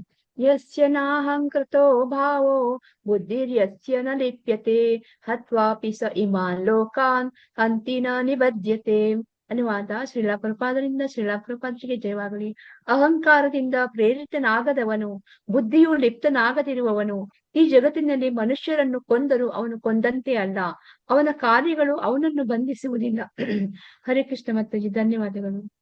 ಹರೇ ಕೃಷ್ಣ ಮಾತಾಜಿ. ಅಂದ್ರೆ ಈಗ ಏನಂತ ಹೇಳ್ತಾ ಇದ್ದಾನೆ ಭಗವಂತ ಅಂದ್ರೆ, ಯಾರಿಗೆ ಈ ವಿಚಾರ ಗೊತ್ತಿದೆ, ಈ ಜ್ಞಾನ ಗೊತ್ತಿದೆ, ಇದನ್ನ ನಾನೊಬ್ನೇ ಮಾಡೋದಕ್ಕೆ ಸಾಧ್ಯ ಇಲ್ಲ ಅಂತವನು ಯಾವಾಗ ಅಂದ್ರೆ ಈಗ ನಾವು ನೋಡ್ತಾ ಇದ್ವಿ, ಯುದ್ಧ ನಡೀತಿದೆ ಕುರುಕ್ಷೇತ್ರದಲ್ಲಿ. ಅರ್ಜುನನಿಗೆ ಭಗವಂತ ಪ್ರೇರಣೆ ಕೊಡ್ತಾ ಇದ್ದ, ನಿನ್ನ ನಿಯತ ಕರ್ತವ್ಯವನ್ನ ಮಾಡು ಅಂತ. ಆ ನಿಯತ ಕರ್ತವ್ಯವನ್ನು ಮಾಡುವಾಗ ಯಾವ ರೀತಿ ಮಾಡು ಅಂತ ಹೇಳ್ತಾ ಇದ್ದಾನೆ, ಸದಾ ನನ್ನ ಸ್ಮರಣೆ ಮಾಡ್ತಾ ನೀನ್ ಅದನ್ನ ಮಾಡು ಅಂತ. ಮತ್ತೆ ಅವನ್ ಏನಂತ ಹೇಳ್ತಾ ಇದ್ದಾನೆ, ಇದರಿಂದ ಬರುವಂತ ಲಾಭ ನಷ್ಟಗಳ ಬಗ್ಗೆ ನೀನು ಯೋಚನೆ ಮಾಡ್ಬೇಡ, ಅದನ್ನ ನೀನು ನನಗೆ ತ್ಯಾಗ ಮಾಡು ಅಂತ ಹೇಳ್ತಾನೆ. ಹಾಗೆ ಆ ರೀತಿ ಅಂದ್ರೆ ಕರ್ತವ್ಯ ದೃಷ್ಟಿಯಿಂದ ನಿಯತ ಕರ್ತವ್ಯಗಳನ್ನ ಮಾಡಿ ಕರ್ಮದ ಫಲಗಳನ್ನ ಭಗವಂತನಿಗೆ ಯಾರು ತ್ಯಾಗ ಮಾಡ್ತಾನೆ ಅಂತವನು ಮಾಡುವಂತಹ ಕಾರ್ಯ ಅದು ಕೊಲೆನೇ ಆಗಿದ್ರು ಕೂಡ ಅದರಿಂದ ಅವನಿಗೆ ಯಾವುದೇ ಒಂದು ಬಂಧನವಿಲ್ಲ ಅಂತ. ಅಂದ್ರೆ ಈಗ ನಾವು ನೋಡ್ತೀವಿ, ಸೋಲ್ಜರ್ಗಳು ಬಾರ್ಡರ್ ಅಲ್ಲಿ ಅವ್ರು ಯುದ್ಧ ಮಾಡ್ತಾ ಇರ್ತಾರೆ. ಅಲ್ಲಿ ಯುದ್ಧ ಮಾಡ್ಬೇಕಾದ್ರೆ ತುಂಬಾ ಕ್ರೂರವಾಗಿ ಶತ್ರು ಪಕ್ಷದವ್ರನ್ನ ಕೊಲ್ಲಬೇಕಾಗಿ ಬರುತ್ತೆ. ಆ ರೀತಿ ಕೊಂದ್ರು ಕೂಡ ಅವರಿಗೆ ಯಾರು ತಗೊಂಡೋಗಿ ಜೈಲಲ್ಲಿ ಇಟ್ಟು ಅವ್ರಿಗೆ ಪನಿಷ್ಮೆಂಟ್ ಕೊಡ್ತಾರ? ಹರೇ ಕೃಷ್ಣ. ಇಲ್ಲ ಮಾತಾಜಿ. ಆಸ್ ಎ ಸೋಲ್ಜರ್ ಅವ್ರು ಏನ್ ಕರ್ತವ್ಯ ಮಾಡ್ಬೇಕೋ ಅವರಿಗೆ ಈಸ್ ಎ ಟ್ರೈನ್ಡ್. ಈಗ ನಾವು ಇವ್ರು ಹೇಳಿದ ಅರ್ಜುನ ಒಂದು ಕ್ಷತ್ರಿಯಾಗಿ ಏನು ಒಂದು ಧರ್ಮ ಆಗ್ಬೇಕು, ಆ ಸೋಲ್ಜರ್ಸ್ ಅವರಿಗೆ ಆದಂತ ಒಂದು ನಿಯಮಗಳಿವೆ. ಅವ್ರಿಗೆ ಶತ್ರುವನ್ನು ಕೊಲ್ಲೇಬೇಕು. ಅದೇ ವ್ಯಕ್ತಿ ಬಂದು ಅವ್ರ ಮನೆ ಪಕ್ಕದಲ್ಲಿ ಯಾರ ಜೊತೆನೋ ಜಗಳ ಮಾಡಿ ಅದೇ ರೀತಿ ಅವ್ರನ್ನ ಕೊಂದ್ರೆ ಅವನ್ನ ಸುಮ್ನೆ ಬಿಡ್ತಾರ? ಇಲ್ಲ ಮಾತಾಜಿ, ಅಲ್ಲಿ ಅವನ ಕರ್ತವ್ಯ ಇರುತ್ತೆ ಕಡೆಯಲ್ಲಿ. ಇಲ್ಲಿ ಅವನ ವೈಯಕ್ತಿಕವಾಗಿ ಇದಾಗುತ್ತೆ ಮಾತಾಜಿ. ಹಾಗೆ ಇಲ್ಲಿ ಹೇಳ್ತಾ ಇದಾರೆ, ವೈಯಕ್ತಿಕವಾಗಿ ಯಾವುದೇ ಕಾರ್ಯಗಳನ್ನ ಮಾಡ್ಬೇಡಿ, ಅದ್ ನಿಯತ ಕರ್ತವ್ಯ, ನನ್ನ ಜವಾಬ್ದಾರಿ ಅನ್ನೋ ಒಂದು ಮನಸ್ಥಿತಿಯಿಂದ ನೀನ್ ಮಾಡಿದ್ರಿ ಅಂತಂದ್ರೆ ಅದರಿಂದ ನಿನ್ಗೆ ಬಂಧನ ಇಲ್ಲ ಅಂತ ಇಲ್ಲಿ ಹೇಳ್ತಾ ಇದ್ದಾರೆ. ಶ್ಲೋಕ 18. ಹರೇ ಕೃಷ್ಣ ಮಾತಾಜಿ. ಜ್ಞಾನಂ ಜ್ಞೇಯಂ ಪರಿಜ್ಞಾತ ತ್ರಿವಿಧ ಕರ್ಮ ಚೋದನ ಕರಣಂ ಕರ್ಮ ಕರ್ತೇತಿ ತ್ರಿವಿಧ ಕರ್ಮ ಸಂಗ್ರಹ. ಅನುವಾದ ಶ್ರೀಲ ಪ್ರಪಾದರಿಂದ ಶ್ರೀಲ ಪ್ರಪಾದಕ್ಕೆ ಜಯವಾಗಲಿ. ಜ್ಞಾನ, ಜ್ಞೇಯ ಮತ್ತು ಜ್ಞಾನಿ ಇವು 3 ಕರ್ಮವನ್ನು ಪ್ರೇರಿಸುವ ಅಂಶಗಳು. ಇಂದ್ರಿಯಗಳು ಮತ್ತು ಕರ್ಮ ಮತ್ತು ಕರ್ತ ಇವು ಕರ್ಮದ 3 ಘಟಕಗಳು. ಹರೇ ಕೃಷ್ಣ ಮಾತಾಜಿ, ಧನ್ಯವಾದಗಳು. ಹರೇ ಕೃಷ್ಣ ಮಾತಾಜಿ. ಅಂದ್ರೆ ಈಗ ಯಾವುದೇ ಒಂದು ಕೆಲಸವನ್ನು ಮಾಡ್ಬೇಕು ಅಂದ್ರೆ ಅದನ್ನ ಮಾಡೋದಕ್ಕೆ ಒಬ್ಬ ವ್ಯಕ್ತಿ ಬೇಕು, ಅವನನ್ನ ಜ್ಞಾನಿ ಅಂತ ಕರೀತಾ ಇದ್ದಾರೆ. ಅವನಿಗೆ ಅದನ್ನ ಮಾಡೋ ರೀತಿ ಗೊತ್ತಿರ್ಬೇಕು, ಅದನ್ನ ಜ್ಞಾನ ಅಂತ ಇದ್ದಾರೆ. ಮತ್ತೆ ಅವನು ಏನನ್ನ ಮಾಡೋದಕ್ಕೋಸ್ಕರ ಅದನ್ನ ಮಾಡ್ತಾ ಇದ್ದಾನೆ, ಆ ಜ್ಞಾನದ ಗುರಿ ಏನಿದೆ ಅದನ್ನ ಜ್ಞೇಯ ಅಂತ ಇಲ್ಲಿ ಕರಿತಾ ಇದ್ದಾರೆ. ಈ 3 ವಿಷಯಗಳು ಒಂದು ಕರ್ಮ ಆಗೋದಕ್ಕೆ ಅದಕ್ಕೆ ಪ್ರೇರಣೆಯನ್ನು ಕೊಡುವಂತಹ ಅಂಶಗಳು ಅಂತ ಇಲ್ಲಿ ಹೇಳ್ತಾ ಇದ್ದಾರೆ. ಅದಕ್ಕೆ ಮತ್ತೆ ಇಂದ್ರಿಯಗಳು, ಕರ್ಮ ಮತ್ತೆ ಕರ್ತ ಇವು ಕರ್ಮದ 3 ಘಟಕಗಳು ಅಂತ ಹೇಳ್ತಾ ಇದ್ದಾರೆ. ಅಂದ್ರೆ ನಾವು ಅದನ್ನ ಮಾಡೋದಕ್ಕೆ ನಮ್ಗೆ ಮೊದಲಿಗೆ ಇಂದ್ರಿಯಗಳು ಬೇಕು, ಮತ್ತೆ ಕರ್ಮ ಯಾವ ರೀತಿ ಮಾಡುವಂಥದ್ದು, ಅದೇನ್ ಕರ್ಮ ಅದು ಗೊತ್ತಿರಬೇಕು, ಮತ್ತೆ ಅದನ್ನ ಮಾಡುವಂತ ವ್ಯಕ್ತಿ ಅವನಿರ್ಬೇಕು, ಕರ್ತ. ಅದನ್ನ ಇಲ್ಲಿ ಹೇಳ್ತಾ ಇದ್ದಾರೆ. ಭಾವಂತ ಪ್ರಭುಪಾದರಿಗೆ ಜಯವಾಗಲಿ. ದೈನಂದಿನ ಕರ್ಮಕ್ಕೆ 3 ಬಗೆಯ ಪ್ರೇರಣೆಗಳು ಉಂಟು. ಪ್ರತಿಯೊಂದು ಕಾರ್ಯಕ್ಕೂ 3 ಬಗೆಯ ಪ್ರೇರಣೆಗಳು, ಅದು ಜ್ಞಾನ, ಜ್ಞೇಯ ಮತ್ತು ಜ್ಞಾನಿ. ಜ್ಞಾನ ಅಂತಂದ್ರೆ ನಾ ಹೇಳಿದಾಗೆ ಏನೋ ಒಂದು ಕೆಲಸ ಮಾಡ್ಬೇಕಂದ್ರೆ ಅದನ್ನ ಹೇಗೆ ಮಾಡ್ಬೇಕು ಅನ್ನೋದು ಗೊತ್ತಿರ್ಬೇಕು. ಜ್ಞೇಯ ಅಂದ್ರೆ ಅದರಿಂದ ನಾವು ಏನನ್ನ ಸಾಧಿಸ್ತೀವಿ ಅನ್ನೋದು ತಿಳಿದಿರ್ಬೇಕು. ಜ್ಞಾನಿ ಅಂದ್ರೆ ಮಾಡುವಂತಹ ವ್ಯಕ್ತಿ. ಕರ್ಮ ಸಾಧನೆಗಳು ಕರ್ಮ ಮತ್ತು ಕರ್ತ ಇವನ್ನು ಕರ್ಮದ ಘಟಕಗಳು ಎನ್ನುತ್ತಾರೆ. ಯಾವುದೇ ಮನುಷ್ಯನು ಮಾಡಿದ ಕರ್ಮಕ್ಕೆ ಈ ಅಂಶಗಳು ಉಂಟು. ಕರ್ಮ ಮಾಡುವ ಮೊದಲು ಯಾವುದಾದರೂ ಪ್ರೇರಣೆ ಇರುತ್ತದೆ, ಅದನ್ನು ಸ್ಫೂರ್ತಿ ಎಂದು ಕರೆಯುತ್ತಾರೆ. ವಾಸ್ತವವಾಗಿ ಕೆಲಸ ಮಾಡುವ ಮೊದಲು ಕಂಡುಕೊಂಡ ಪರಿಹಾರಗಳು ಕರ್ಮದ ಒಂದು ಸೂಕ್ಷ್ಮ ರೂಪ. ಅಂದ್ರೆ ನಮಗೆ ಮಾಡೋದಕ್ಕೆ ಮುಂಚೆ ಆ ವ್ಯಕ್ತಿ ಅದು ಮಾಡಿದ ಮೇಲೆ ನಮ್ಗೆ ಅದು ಗೋಚರ ಆಗುತ್ತೆ. ಮಾಡೋದಕ್ಕೆ ಮುಂಚೆ ಇನ್ನೂ ಬೇಕಾದಷ್ಟು ಪ್ಲಾನಿಂಗ್ ಎಲ್ಲ ನಡೆದಿರುತ್ತೆ ಆ ಒಂದು ಮನಸ್ಸಿನ ಹಂತದಲ್ಲಿ. ಅದು ನಮ್ಗೆ ಕಣ್ಣಿಗೆ ಗೋಚರ ಆಗೋದಿಲ್ಲ, ಆದ್ರೆ ಅಲ್ಲಿಂದಾನೇ ಶುರು ಆಗಿರುವಂತದ್ದು. ಆದ್ರೆ ಅದು ಸ್ಫೂರ್ತಿ ಮನಸ್ಸಿನಿಂದ ಅಲ್ಲಿ ಶುರು ಆಗಿದೆ. ಅವನಲ್ಲಿ ಆ ಒಂದು ಆಸೆ ಬಂದಿದೆ, ಅವನು ಅದಕ್ಕಾಗಿ ಪ್ರಯತ್ನಗಳು ಮನಸ್ಸಿನಲ್ಲೇ ಪ್ಲಾನ್ಗಳು ಮಾಡ್ತಾ ಇದ್ದಾನೆ. ಆದ್ರೆ ಅದು ಈ ಕಾರ್ಯಗತ ಆದ್ಮೇಲೆ ನಮ್ಗೆ ಅದು ಬಹಿರಂಗವಾಗಿ ಕಾಣುವಂಥದ್ದು. ಅದನ್ನ ಸೂಕ್ಷ್ಮ ರೂಪ, ಮನಸ್ಸಿನ ಹಂತದಲ್ಲಿ ಮಾಡೋದನ್ನ ಸೂಕ್ಷ್ಮ ರೂಪ ಅಂತ ಹೇಳಿ ಹೇಳ್ತಾ ಇದ್ದಾರೆ. ಅನಂತರ ಕರ್ಮವು ಕಾರ್ಯರೂಪವನ್ನು ಪಡೆಯುತ್ತದೆ. ಮೊದಲು ಮನುಷ್ಯನು ವಿಚಾರ, ಭಾವ ಮತ್ತು ಸಂಕಲ್ಪ ಇವುಗಳ ಮಾನಸಿಕ ಪ್ರಕ್ರಿಯೆಗಳನ್ನು ಅನುಭವಿಸಬೇಕು. ಅಂದ್ರೆ ಅವನ ಮನಸ್ಸಿನಲ್ಲಿ ಇದೆಲ್ಲ ಕೂಡ ವಿಚಾರ, ಭಾವ, ಸಂಕಲ್ಪ ಎಲ್ಲ ಆಗಿರುತ್ತೆ. ಇದಕ್ಕೆ ಪ್ರೇರಣೆ ಎಂದು ಹೆಸರು. ಕರ್ಮಕ್ಕೆ ಸ್ಫೂರ್ತಿಯು ಧರ್ಮಗ್ರಂಥದಿಂದ ಬರಲಿ, ಗುರುವಿನ ಉಪದೇಶದಿಂದ ಬರಲಿ, ಅದು ಒಂದೇ. ಸ್ಫೂರ್ತಿಯು ಇದ್ದು ಕರ್ಮವೂ ಇದ್ದಾಗ ವಾಸ್ತವ ಚಟುವಟಿಕೆಯು ಮನಸ್ಸು ಸೇರಿದಂತೆ ಇಂದ್ರಿಯಗಳ ನೆರವಿನಿಂದ ಆಗುತ್ತದೆ. ಮನಸ್ಸು ಎಲ್ಲಾ ಇಂದ್ರಿಯಗಳ ಕೇಂದ್ರ. ಒಂದು ಕಾರ್ಯದ ಎಲ್ಲಾ ಘಟಕಗಳು ಒಟ್ಟಾರೆ ಮೊತ್ತವು ಕರ್ಮ ಸಂಗ್ರಹ ಎಂದು ಕರೆಯುತ್ತಾರೆ. ಅಂದ್ರೆ ಮೊದಲು ಅದು ಮನಸ್ಸಿನ ಸೂಕ್ಷ್ಮ ರೂಪದಲ್ಲಿ ಅದು ಆ ಸ್ಫೂರ್ತಿಯಾಗಿ, ಪ್ರೇರಣೆಯಾಗಿ, ಭಾವ ಆಗಿ, ಸಂಕಲ್ಪ ಆಗಿ ಎಲ್ಲವೂ ಆಗಿರುತ್ತೆ. ನಂತರ ಅದು ಕಾರ್ಯಗತ ಆದಾಗ ನಮ್ಗೆ ಗೋಚರ ಆಗುತ್ತೆ. ಅದನ್ನ ಇಲ್ಲಿ ಹೇಳ್ತಾ ಇದ್ದಾರೆ. ಶ್ಲೋಕ 19. ಹರೇ ಕೃಷ್ಣ. ಹರೇ ಕೃಷ್ಣ ಮಾತಾಜಿ. ಜ್ಞಾನಂ ಕರ್ಮ ಚ ಕರ್ತಾ ಚ ತ್ರಿದೈವ ಗುಣಭೇದತ ಪ್ರೋಚ್ಯತೆ ಗುಣ ಸಂಖ್ಯಾನೆ ಯಥಾವತ್ ಶೃಣುತಾನ್ಯಪಿ. ಅನುವಾದ ಶ್ರೀಲ ಪ್ರಭುಪಾದರಿಂದ ಶ್ರೀಲ ಪ್ರಭುಪಾದರಿಗೆ ಜಯವಾಗಲಿ. ಐಹಿಕ ಪ್ರಕೃತಿಯ ಮೂರು ಬೇರೆ ಬೇರೆ ಗುಣಗಳಿಗೆ ಅನುಗುಣವಾಗಿ ಜ್ಞಾನ, ಕರ್ಮ ಮತ್ತು ಕರ್ತ ಇವುಗಳಲ್ಲಿ ಮೂರು ವಿಧ. ಅವುಗಳ ವಿಷಯವನ್ನು ನನ್ನಿಂದ ತಿಳಿದುಕೋ. ಹರೇ ಕೃಷ್ಣ ಮಾತಾಜಿ. ಧನ್ಯವಾದಗಳು. ಧನ್ಯವಾದಗಳು ಮಾತಾಜಿ. ಅಂದ್ರೆ ಇಲ್ಲಿಂದ ಆಚೆ ನಾವು ಆ ಒಂದು 17ನೇ ಅಧ್ಯಾಯದಲ್ಲಿ, ನಿನ್ನೆ ಅಧ್ಯಾಯದಲ್ಲಿ ನೀವು ಹೇಗೆ ಸತ್ವಗುಣ, ರಜಗುಣ, ತಮೋ ಗುಣವನ್ನ ವಿಶ್ಲೇಷಣೆ ಮಾಡಿ ಅವರ ಆಹಾರ ಪದ್ಧತಿ ಮತ್ತೆ ಅವರ ಒಂದು ಯಾವ್ದೆಲ್ಲ ವಿಷಯಗಳನ್ನ ತಿಳ್ಕೊಂಡಿದ್ರಿ, ಅವ್ರು ಮಾಡುವಂತಹ ಒಂದು ಸನ್ಯಾಸ, ತ್ಯಾಗ, ಇದರ ಬಗ್ಗೆ ಎಲ್ಲ 3 ರೀತಿ ಏನೆಲ್ಲ ತಿಳ್ಕೊಂಡಿದ್ವಿ ಹಾಗೆ ಮುಂದುವರಿಸ್ತಾ ಅಂತ ಹೇಳ್ತಾ ಇದ್ದಾನೆ. ಜ್ಞಾನ, ಕರ್ಮ ಮತ್ತೆ ಕರ್ತ ಇವರಲ್ಲೂ ಕೂಡ ಈ 3 ವಿಷಯಗಳನ್ನ ಹೇಳ್ತಾ ಇದ್ದಾನೆ ಅವರ ಗುಣಕ್ಕೆ ಅನುಗುಣವಾಗಿ. ಹರೇ ಕೃಷ್ಣ ಮಾತಾಜಿ. ಹರೇ ಕೃಷ್ಣ ಮಾತಾಜಿ. ಸರ್ವಭೂತೇಷು ಯೇನೈಕಂ ಭಾವಮವ್ಯಯಮೀಕ್ಷತೆ ಅವಿಭಕ್ತಂ ವಿಭಕ್ತೇಷು ತಜ್ಞಾನಂ ವಿದ್ಧಿ ಸಾತ್ವಿಕಂ. ಅನುವಾದ ಶ್ರೀಲ ಪ್ರಭುಪಾದರಿಂದ ಶ್ರೀಲ ಪ್ರಭುಪಾದರಿಗೆ ಜಯವಾಗಲಿ. ಜೀವಿಗಳಲ್ಲಿ ಅಸಂಖ್ಯಾತ ರೂಪಗಳು, ಆದರೂ ಅವೆಲ್ಲವುಗಳಲ್ಲಿ ಒಂದೇ ಅಭಿನ್ನ ಆಧ್ಯಾತ್ಮಿಕ ಸ್ವಭಾವವನ್ನು ಕಾಣಿಸಬಲ್ಲ ಜ್ಞಾನವೆಂದರೆ ಸಾತ್ವಿಕ ಎಂದು ನೀನು ಅರ್ಥ ಮಾಡಿಕೊಳ್ಳಬೇಕು. ಹರೇ ಕೃಷ್ಣ ಮಾತಾಜಿ. ಧನ್ಯವಾದಗಳು. ಹರೇ ಕೃಷ್ಣ ಮಾತಾಜಿ. ಅಂದ್ರೆ ಜೀವಿಗಳಲ್ಲಿ ಅಸಂಖ್ಯಾತ ರೂಪಗಳು ಅಂದ್ರೆ ಯಾರು ಸತ್ವಗುಣದಲ್ಲಿದ್ದಾನೆ ಅಂತವನು ಯಾವುದೇ ಒಂದು ಜೀವಿಯನ್ನ ಕಂಡಾಗ್ಲೂ ಕೂಡ ಅವನು ಯಾವ ರೂಪದಲ್ಲಿ, ಯಾವ ಮನಸ್ಥಿತಿಯಲ್ಲಿ ಕಾಣ್ತಾನೆ. ಹರೇ ಕೃಷ್ಣ. ಸಾತ್ವಿಕ ಗುಣದಲ್ಲಿರುವಂತವನು ಎಲ್ಲರಲ್ಲೂ ಕೂಡ ಆತ್ಮದ ಪಂಡಿತನಾದವನು, ನಿಜವಾದ ಜ್ಞಾನಿ. ಅವನು ಯಾವ ರೀತಿ ನೋಡ್ತಾನೆ, ಎಲ್ಲರನ್ನು ಆತ್ಮದ ರೂಪದಲ್ಲಿ ಕಾಣ್ತಾನೆ. ಅವರ ದೇಹದಲ್ಲಿರುವ ಪರಮಾತ್ಮನನ್ನ ಕಾಣ್ತಾನೆ. ಅಂದ್ರೆ ಒಂದು ಚಂಡಾಲನನ್ನ ಅಥವಾ ಅಂತ್ಯಜನನ್ನ ಯಾರನ್ನೇ ನೋಡಲಿ, ಅಥವಾ ಬ್ರಾಹ್ಮಣನನ್ನ ನೋಡಲಿ, ಅಥವಾ ಯಾವುದೇ ಆನೆ, ನಾಯಿ ಇಂಥದೇ ಪ್ರಾಣಿಯನ್ನು ನೋಡಿದಾಗ್ಲೂ ಕೂಡ ಆತ್ಮಸ್ವರೂಪದಲ್ಲಿ ಅದನ್ನ ಕಾಣ್ತಾನೆ ಹೊರತು ಅವನು ದೇಹದ ಒಂದು ನೆಲೆಯಲ್ಲಿ ಅವರನ್ನ ಕಾಣೋದಿಲ್ಲ. ಅದನ್ನ ಇಲ್ಲಿ ಹೇಳ್ತಾ ಇದ್ದಾರೆ. ಅಂತಹ ಒಂದು ಜ್ಞಾನವನ್ನ ಸಾತ್ವಿಕ ಅಂತ ಇಲ್ಲಿ ಕರಿತಾ ಇದ್ದಾರೆ.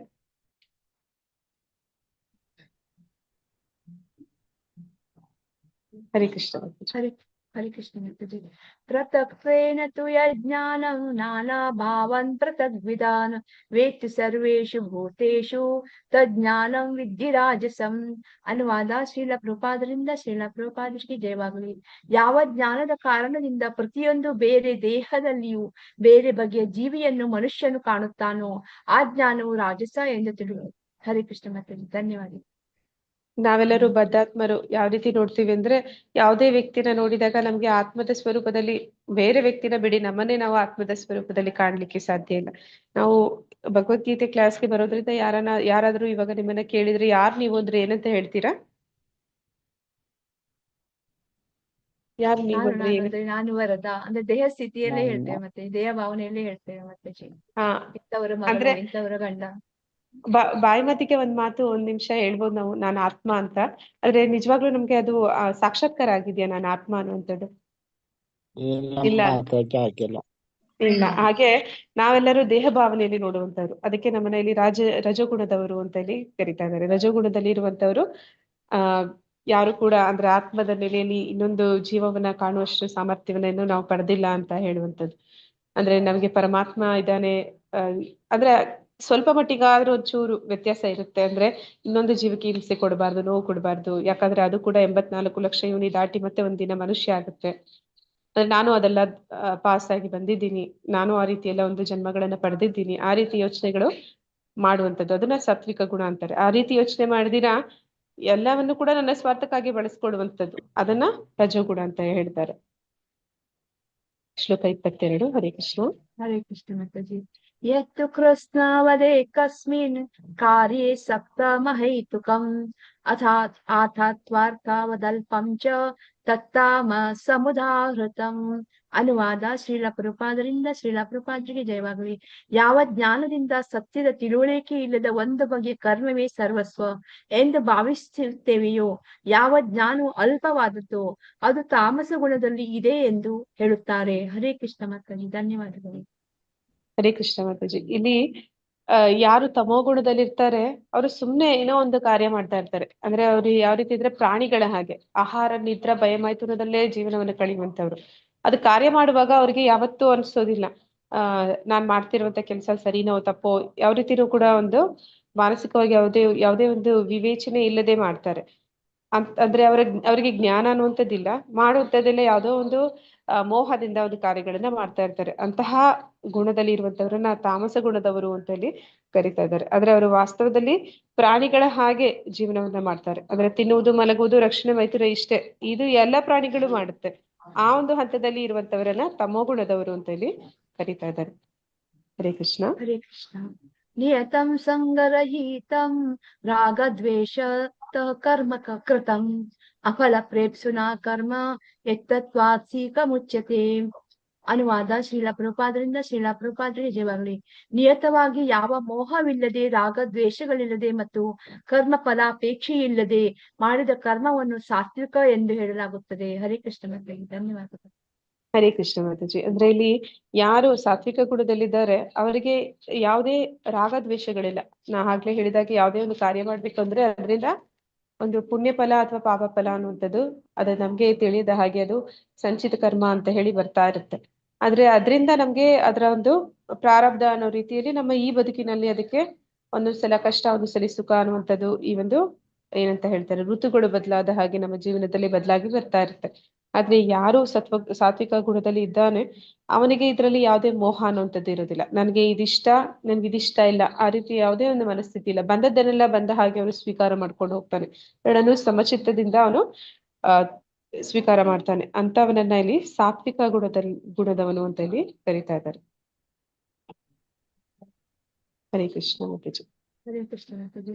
ಯತ್ತು ಕಾಮೇಪ್ಸುನಾ ಕರ್ಮ ಸಾಹಂಕಾರೇಣ ವಾ ಪುನಃ ಕ್ರಿಯತೆ ಬಹುಲಾಯಾಸಂ ತದ್ರಾಜ ಸಮುದಾಹೃತಂ. ಅನುವಾದ ಶ್ರೀಲ ಪ್ರಭುಪಾದರಿಂದ ಶ್ರೀಲ ಪ್ರಭುಪಾದರಿಗೆ ಜಯವಾಗಲಿ. ಆದರೆ ತನ್ನ ಕಾಮನೆಗಳ ತೃಪ್ತಿಯನ್ನು ಬಯಸುವ ಮನುಷ್ಯನು ಮಾಡಿದ ಮತ್ತು ಮಿಥ್ಯಾಹಂಕಾರದಿಂದ ಮಾಡಿದ ಕರ್ಮವನ್ನು ರಾಜಸ ಕರ್ಮ ಎಂದು ಕರೆಯುತ್ತಾರೆ. ಹರೇ ಕೃಷ್ಣ ಮಾತಾಜಿ, ಧನ್ಯವಾದಗಳು. ಹರೇ ಕೃಷ್ಣ ಮಾತಾಜಿ. ರಜಗುಣದಲ್ಲಿ ಮಾಡಿದಂತಹ ಕರ್ಮ ಯಾವ ರೀತಿ ಇರುತ್ತೆ ಅಂತಂದ್ರೆ ಅಲ್ಲಿ ಅವನಿಗೆ ಬಯಕೆಗಳು, ಅಂದ್ರೆ ರಜಗುಣ ಅಂತಂದ್ರೇನೆ ಅದು ಅವರ ಸ್ವಭಾವನೆ, ಅದು ಅವರಲ್ಲಿ ತೀರದ ಬಯಕೆಗಳಿರುತ್ತೆ, ಆಸೆ ಅನ್ನುವಂಥದ್ದು ಹೆಚ್ಚಿರುತ್ತೆ. ಮತ್ತೆ ಅವರು ಮಾಡಿದಾಗ ಯಾವ ರೀತಿ ಅನ್ಕೋತಾರೆ, ನಾ ಆಗ್ಲೇ ಹೇಳಿದಾಗೆ ಇದನ್ನ ಯಾರು ಮಾಡಿದ್ರು ಅಂದ್ರೆ ಅವರು ಅಹಂಕಾರದಿಂದ, ಮಿಥ್ಯ ಅಹಂಕಾರ ಅಂತಂದ್ರೆ ಅಜ್ಞಾನದಲ್ಲಿ ಅವರು ನಾನೇ ಮಾಡಿದ್ದು ಅಂತ ಹೇಳ್ಕೋತಾರೆ. ಹಾಗೆ ಅವರಲ್ಲಿ ಮಿಥ್ಯಾಹಂಕಾರದಿಂದ ಅವರು ಕರ್ಮಗಳನ್ನ ಮಾಡ್ತಾರೆ. ಮತ್ತೆ ಅವರಿಗೆ ಆ ಕರ್ಮಗಳನ್ನ ಮಾಡೋದಕ್ಕೆ ಪ್ರೇರಣೆ ಏನು ಅಂತಂದ್ರೆ ಆ ತೀರದ ಬಯಕೆಗಳೇ ತೃಪ್ತಿ ಇಲ್ಲ, ಕಾಮನೆ ಅನ್ನುವಂಥದ್ದು ಅದು ಆಸೆಗೆ ಮಿತಿ ಇಲ್ಲ. ಅಂತಹ ಒಂದು ಆಸೆ ಇಟ್ಕೊಂಡು ಮಾಡುವ ಕರ್ಮಗಳನ್ನ ರಾಜಸ ಕರ್ಮಗಳು ಅಂತ ಹೇಳಿ ಕರೀತಾ ಇದ್ದಾರೆ. ಹರೇ ಕೃಷ್ಣ ಮಾತಾಜಿ. ಹರೇ ಕೃಷ್ಣ ಮಾತಾಜಿ. ಅನುಬಂಧಂ ಕ್ಷಯಂ ಹಿಂಸಾ ಮನಪೇಕ್ಷ್ಯ ಚ ಪೌರುಷಂ ಮೋಹದಾರಭ್ಯತೆ ಕರ್ಮ ಯತ್ತತ್ತಾಮಸ ಮುಚ್ಯತೆ. ಹರೇ ಕೃಷ್ಣ. ಶ್ರೀಲ ಪ್ರಭುಪಾದರಿಂದ ಶ್ರೀಲ ಪ್ರಭುಪಾದರಿಗೆ ಜಯವಾಗಲಿ. ಮಾಯಾವಶನಾಗಿ ಧರ್ಮ ಗ್ರಂಥಗಳನ್ನು ಅಲಕ್ಷಿಸಿ ಮುಂದಿನ ಬಂಧನವನ್ನಾಗಲಿ ಹಿಂಸೆಯನ್ನಾಗಲಿ ಇತರರಿಗೆ ಉಂಟಾಗುವ ಯಾತನೆಯನ್ನಾಗಲಿ ಲಕ್ಷಿಸದೆ ಮಾಡಿದ ಕರ್ಮವನ್ನು ತಾಮಸ ಕರ್ಮ ಎಂದು ಕರೆಯುತ್ತಾರೆ. ಹರೇ ಕೃಷ್ಣ ಮಾತಾಜಿ, ಧನ್ಯವಾದಗಳು. ಹರೇ ಕೃಷ್ಣ ಮಾತಾಜಿ. ಅಂದ್ರೆ ಇಲ್ಲಿ ತಮೋ ಗುಣದಲ್ಲಿರುವಂತಹ ವ್ಯಕ್ತಿಗಳು ಮಾಡುವಂತಹ ತಮೋ ಗುಣದ ಕರ್ಮ ಅಂದ್ರೆ ಯಾವುದು ಅಂದ್ರೆ ಧರ್ಮ ಗ್ರಂಥಗಳನ್ನ ಅಲಕ್ಷಿಸ್ತಾರೆ. ಅಂದ್ರೆ ಅವರು ಮನಸೋ ಇಚ್ಛೆ ಮಾಡ್ತಾರೆ. ಯಾವ್ದು ಶಾಸ್ತ್ರಗಳಲ್ಲಿ ಹೇಳಿದ್ದಾರೆ ಆ ಶಾಸ್ತ್ರಗಳನ್ನ ಅವ್ರು ಓದೋದು ಇಲ್ಲ, ತಿಳ್ಕೊಳ್ಳೋದಿಲ್ಲ. ಅವ್ರಿಗೆ ಇಷ್ಟ ಬಂದ ಹಾಗೆ ಅವ್ರ ಜೀವನವನ್ನ ಮಾಡುವಂಥದ್ದು. ಮತ್ತೆ ಆ ರೀತಿ ಜೀವನವನ್ನು ಮಾಡೋದ್ರಿಂದ ಅವ್ರಿಗೆ ಕರ್ಮ ಬಂಧನ ಆಗುತ್ತೆ ಅಂತಂದ್ರೆ ಅವರು ಅದರಲ್ಲಿ ಯಾವುದೇ ಒಂದು ಅವ್ರಿಗೆ ನಂಬಿಕೆ ಇಲ್ಲ. ಕರ್ಮ ಬಂಧನವನ್ನ ಅವ್ರು ನಂಬೋದೂ ಇಲ್ಲ. ಮತ್ತೆ ಇನ್ನೊಬ್ಬರಿಗೆ ತಾನು ಮಾಡ್ತಿರುವಂತಹ ಕಾರ್ಯದಿಂದ ಇನ್ನೊಂದು ಜೀವಕ್ಕೆ ಅಥವಾ ಇನ್ನೊಂದು ವ್ಯಕ್ತಿಗೆ ನೋವಾಗ್ತಿದೆ ಅಂದ್ರೆ ಅದನ್ನು ಕೂಡ ಅಲಕ್ಷಿಸ್ತಾರೆ. ಅವ್ರು ಲಕ್ಷಿಸೋಕೆ ಹೋಗೋದಿಲ್ಲ. ಅಂತಹ ಒಂದು ಕರ್ಮವನ್ನ ಇಲ್ಲಿ ತಮೋಗುಣದ ಕರ್ಮ ಅಂತ ಕರೀತಾರೆ. ಹರೇ ಕೃಷ್ಣ. ಹರೇ ಕೃಷ್ಣ ಮಾತಾಜಿ. ಮುಕ್ತ ಸಂಗೋ ನಃ ವಾದಿ ರತ್ಯುತ್ಸಾಹ ಸಮನ್ವಿತಃ ಸಿದ್ಧ್ಯೋ ನಿರ್ವಿಕಾರ ಕರ್ತ ಸಾತ್ವಿಕ ಉಚ್ಯತೆ. ಅನುವಾದ ಶ್ರೀಲ ಪ್ರಭುಪಾದರಿಂದ ಶ್ರೀಲ ಪ್ರಭುಪಾದರಿಗೆ ಜಯವಾಗಲಿ. ಐಹಿಕ ಪ್ರಕೃತಿಯ ಗುಣಗಳ ಸಂಘವಿಲ್ಲದೆ, ದುರಹಂಕಾರವಿಲ್ಲದೆ, ಜಯಾಪಜಯಗಳಲ್ಲಿ ವಿಚಲಿತನಾಗದೆ, ದೃಢ ನಿಶ್ಚಯ ಮತ್ತು ಉತ್ಸಾಹದಿಂದ ತನ್ನ ಕರ್ತವ್ಯವನ್ನು ಮಾಡುವನು ಸಾತ್ವಿಕ ಕರ್ತ ಎಂದು ಹೇಳಲಾಗುತ್ತದೆ. ಹರೇ ಕೃಷ್ಣ ಮಾತಾಜಿ, ಧನ್ಯವಾದಗಳು. ಹರೇ ಕೃಷ್ಣ ಮಾತಾಜಿ. ಇಲ್ಲಿ ಸಾತ್ವಿಕ ಕರ್ತ ಅಂದ್ರೆ ಯಾವ ರೀತಿ ಇರ್ತಾನೆ ಅಂದ್ರೆ ಅವನು ಐಹಿಕ ಪ್ರಕೃತಿಯ ಗುಣಗಳ ಸಂಘವಿಲ್ಲದೆ, ಅಂದ್ರೆ ಅವನು ಮಾಡುವಂತಹ ಕಾರ್ಯದಲ್ಲಿ ಈ ರೀತಿ ಗುಣಗಳ ಸಂಘ ಅಂತಂದ್ರೆ ಈ ರಜಗುಣ ತಮೋಗುಣದಲ್ಲಿ ನಾವು ಮಾಡುವಂತಹ ತಪ್ಪುಗಳು, ಅಂತ ತಪ್ಪುಗಳನ್ನ ಅವ್ನು ಮಾಡೋದಿಲ್ಲ. ಯಾಕಂದ್ರೆ ಸಾತ್ವಿಕ ಗುಣ ಅಂತಂದ್ರೆ ಅವರು ಪೂರ್ಣ ಜ್ಞಾನವನ್ನ ಹೊಂದಿರ್ತಾರೆ. ಅಂದ್ರೆ ಅವ್ರಿಗೆ ಯಾವ್ದು ಸರಿ ತಪ್ಪು ಅನ್ನುವಂಥದ್ದು ಸರಿಯಾಗಿ ತಿಳಿದಿರುತ್ತೆ. ಮತ್ತೆ ದುರಾಂಕಾರವಿಲ್ಲ. ಅಂದ್ರೆ ಅವ್ನಿಗೆ ಜ್ಞಾನ ಇದ್ದಾಗ ಅವನಿಗೆ ಅಹಂಕಾರ ಪಡುವುದಕ್ಕೆ ವಿಷಯನೇ ಇರೋದಿಲ್ಲ. ಅಂದ್ರೆ ಅವ್ನಿಗೆ ಗೊತ್ತಿದೆ ನಾನು ಅಂತ ಏನಂತ ಅಂತ ಅಹಂಕಾರ, ಮಿಥ್ಯಾಹಂಕಾರ ಹೇಳ್ತಾರೆ. ಅದಕ್ಕೆ ನಿಜವಾಗ್ಲೂ ಕೂಡ ಏನು ಬೆಲೆ ಇಲ್ಲ ಅಂತ. ಅಂದ್ರೆ ಇಲ್ಲಿ ಅಹಂಕಾರ ಪಡೋದಕ್ಕೆ ವಿಷಯನೇ ಇಲ್ಲ. ನನ್ನಿಂದ ಆಗುತ್ತೆ ಅನ್ನುವಂಥದ್ದು, ನನ್ನ ಸ್ವಾತಂತ್ರ್ಯ ಅನ್ನುವಂಥದ್ದು, ನನ್ನ ಶಕ್ತಿ ಅನ್ನುವಂಥದ್ದು ಎಷ್ಟು ಅನ್ನುವಂಥದ್ದು ಆ ಲಿಮಿಟ್ಸ್ ಅವ್ನಿಗೆ ಗೊತ್ತಿರುತ್ತೆ. ಅಲ್ಪ ಸ್ವಾತಂತ್ರ್ಯ ಭಗವಂತ ಕೊಟ್ಟಿದ್ದಾನೆ. ಬಯಕೆ ಪಡೋದಷ್ಟೇ ನನ್ನಿಂದ ಆಗುವಂಥದ್ದು. ಬೇರೆ ಏನೆಲ್ಲ ಆಗ್ಬೇಕು ಅಂತಂದ್ರೆ ಅದಕ್ಕೆ ಭಗವಂತನ, ಪ್ರಕೃತಿಯ, ದೇವತೆಗಳೆಲ್ಲರ ಸಹಾಯ ಬೇಕು. ಅದಿಲ್ಲದೆ ನಾನು ಏನನ್ನೂ ಮಾಡಕ್ಕಾಗೋದಿಲ್ಲ. ಮತ್ತೆ ಅಹಂಕಾರ ಪಡೋದಕ್ಕೆ ಏನು ವಿಷಯ ಇಲ್ಲ. ಮತ್ತೆ ಪ್ರತಿಯೊಂದು ಭಗವಂತನೇ ಕೊಡ್ತಿರುವಂತಹ ಒಂದು ಅವ್ಯಾಜ್ಯ ಕರುಣೆ, ಇದರಲ್ಲಿ ನನ್ನದು ಅಂತ ಹೇಳ್ಕೊಳ್ಳೋದಕ್ಕೆ ಯಾವುದು ನನ್ನದಲ್ಲ ಅನ್ನುವಂಥದ್ದು ಅವ್ನಿಗೆ ಗೊತ್ತಿರುತ್ತೆ. ಮತ್ತೆ ಜಯ ಅಪಜಯಗಳು ಅಂದ್ರೆ ಜೀವನದಲ್ಲಿ ಪ್ರತಿ ಸತಿ ಕೂಡ ಎಲ್ಲರಿಗೂ ಕೂಡ ಜಯ ಅನ್ನುವಂಥದ್ದು ಬರೋದಿಲ್ಲ, ಅಪಜಯಗಳು ಕೂಡ ಬರುತ್ತೆ. ಅದು ಬಂದಾಗ್ಲೂ ಕೂಡ ಅವನಲ್ಲಿ ಯಾವುದೇ ಒಂದು ವ್ಯತ್ಯಾಸ, ವಿಚಲಿತನಾಗೋದಿಲ್ಲ. ದೃಢ ನಿಶ್ಚಯ ಮತ್ತೆ ಉತ್ಸಾಹದಿಂದ ತನ್ನ ಕರ್ತವ್ಯವನ್ನ ಮಾಡ್ತಾನೆ. ಅಂದ್ರೆ ನಾನು ಅಪಜಯ ಆಯ್ತು ಅಂತ ಹೇಳಿ ಅವನಲ್ಲಿ ಉತ್ಸಾಹ ಕಡಿಮೆ ಆಗೋದಿಲ್ಲ. ಅವನು ಏನನ್ನೇ ಮಾಡ್ಲಿ ಆ ಒಂದು ದೃಢತೆ ಅನ್ನುವಂಥದ್ದು ಇರುತ್ತೆ. ಭಕ್ತಿ ಕಾರ್ಯದಲ್ಲಿ ಮುಂದುವರಿಬೇಕು ಅಂತಂದ್ರೆ ದೃಢ ನಿಶ್ಚಯ, ಉತ್ಸಾಹ ಇದೆರಡೂ ಕೂಡ ಅತಿ ಮುಖ್ಯ. ಇದೆಲ್ಲವೂ ಕೂಡ ಸಾತ್ವಿಕ ಕರ್ತನಲ್ಲಿ ಇರುತ್ತೆ ಅನ್ನೋದನ್ನ ಇಲ್ಲಿ ಹೇಳ್ತಾ ಇದ್ದಾರೆ. ಹರಿ ಕೃಷ್ಣ ಮಾತಾಜಿ. ಹರೇ ಕೃಷ್ಣ ಮಾತಾಜಿ. ರಾಗಿ ಕರ್ಮ ಫಲ ಪ್ರೇಪ್ಸುರ್ಲುಬ್ಧೋ ಹಿಂಸಾತ್ಮಕೋ ಶುಚಿಃ ಹರ್ಷ ಶೋಕಾನ್ವಿತ ಕರ್ತ ರಾಜಸ ಪರಿಕೀರ್ತಿತಃ. ಅನುವಾದ ಶ್ರೀಲ ಪ್ರಭುಪಾದರಿಂದ ಶ್ರೀಲ ಪ್ರಭುಪಾದರಿಗೆ ಜಯವಾಗಲಿ. ಕರ್ಮ ಮತ್ತು ಕರ್ಮ ಫಲಗಳಿಗೆ ಅಂಟಿಕೊಂಡು ಆ ಫಲಗಳನ್ನು ಸವಿಯಲು ಬಯಸುವವನು ಲೋಭಿ, ಸದಾ ಅಸೂಯಾಪರ, ಕೊಳಕ, ಸುಖ ದುಃಖಗಳಿಂದ ವಿಚಲಿತನಾಗುವನು. ಇಂತಹ ಮನುಷ್ಯನು ರಾಜಸ ಸ್ವಭಾವದವನು ಎಂದು ಹೇಳುತ್ತಾರೆ. ಹರೇ ಕೃಷ್ಣ ಮತ್ತೆ ಧನ್ಯವಾದಗಳು. ಹರೇ ಕೃಷ್ಣ ಮಾತಾಜಿ. ರಜಗುಣದಲ್ಲಿ ಇರುವಂತವರಿಗೆ ಯಾವ ರೀತಿ ಅಂದ್ರೆ ಅವ್ರು ಮಾಡುವಂತಹ ಪ್ರತಿಯೊಂದು ಕಾರ್ಯಕ್ಕೂ ಅವರ ಒಂದು ಬಯಕೆಗಳೇ ಅವರಿಗೆ ಪ್ರೇರಣೆಯನ್ನ ಕೊಡುವಂಥದ್ದು. ಅಂದ್ರೆ ಅವ್ರಿಗೆ ಕರ್ಮದ ಫಲದಲ್ಲಿ ಅತಿಯಾಗಿ ಅವರು ಅಂಟ್ಕೊಂಡಿರ್ತಾರೆ. ಅವ್ರಿಗೆ ಏನ್ ಬಯಸಿದ್ದಾರೆ ಅದೇ ಸಿಗ್ಬೇಕು. ಅಂದ್ರೆ ಅವ್ರಿಗೆ ಜಯನೇ ಆಗ್ಬೇಕು, ಅವ್ರಿಗೆ ಇಷ್ಟವಾದದ್ದೇ ಸಿಗ್ಬೇಕು. ಮತ್ತೆ ಅವ್ರಿಗೆ ಇಷ್ಟ ಇಲ್ಲದೆ ಇರೋದು ಬಂದ್ರೆ ಅದನ್ನ ಅವರು ಸ್ವೀಕಾರ ಮಾಡೋದಿಲ್ಲ. ಅಂದ್ರೆ ಸುಖ ಬಂದಾಗ ಹಿಗ್ಗುತ್ತಾರೆ, ದುಃಖ ಬಂದಾಗ ಕುಗ್ಗುತ್ತಾರೆ. ಆ ರೀತಿ ಇರುವಂತವ್ರು ಸುಖ ದುಃಖಗಳಿಂದ ವಿಚಲಿತರಾಗ್ಬಿಡ್ತಾರೆ.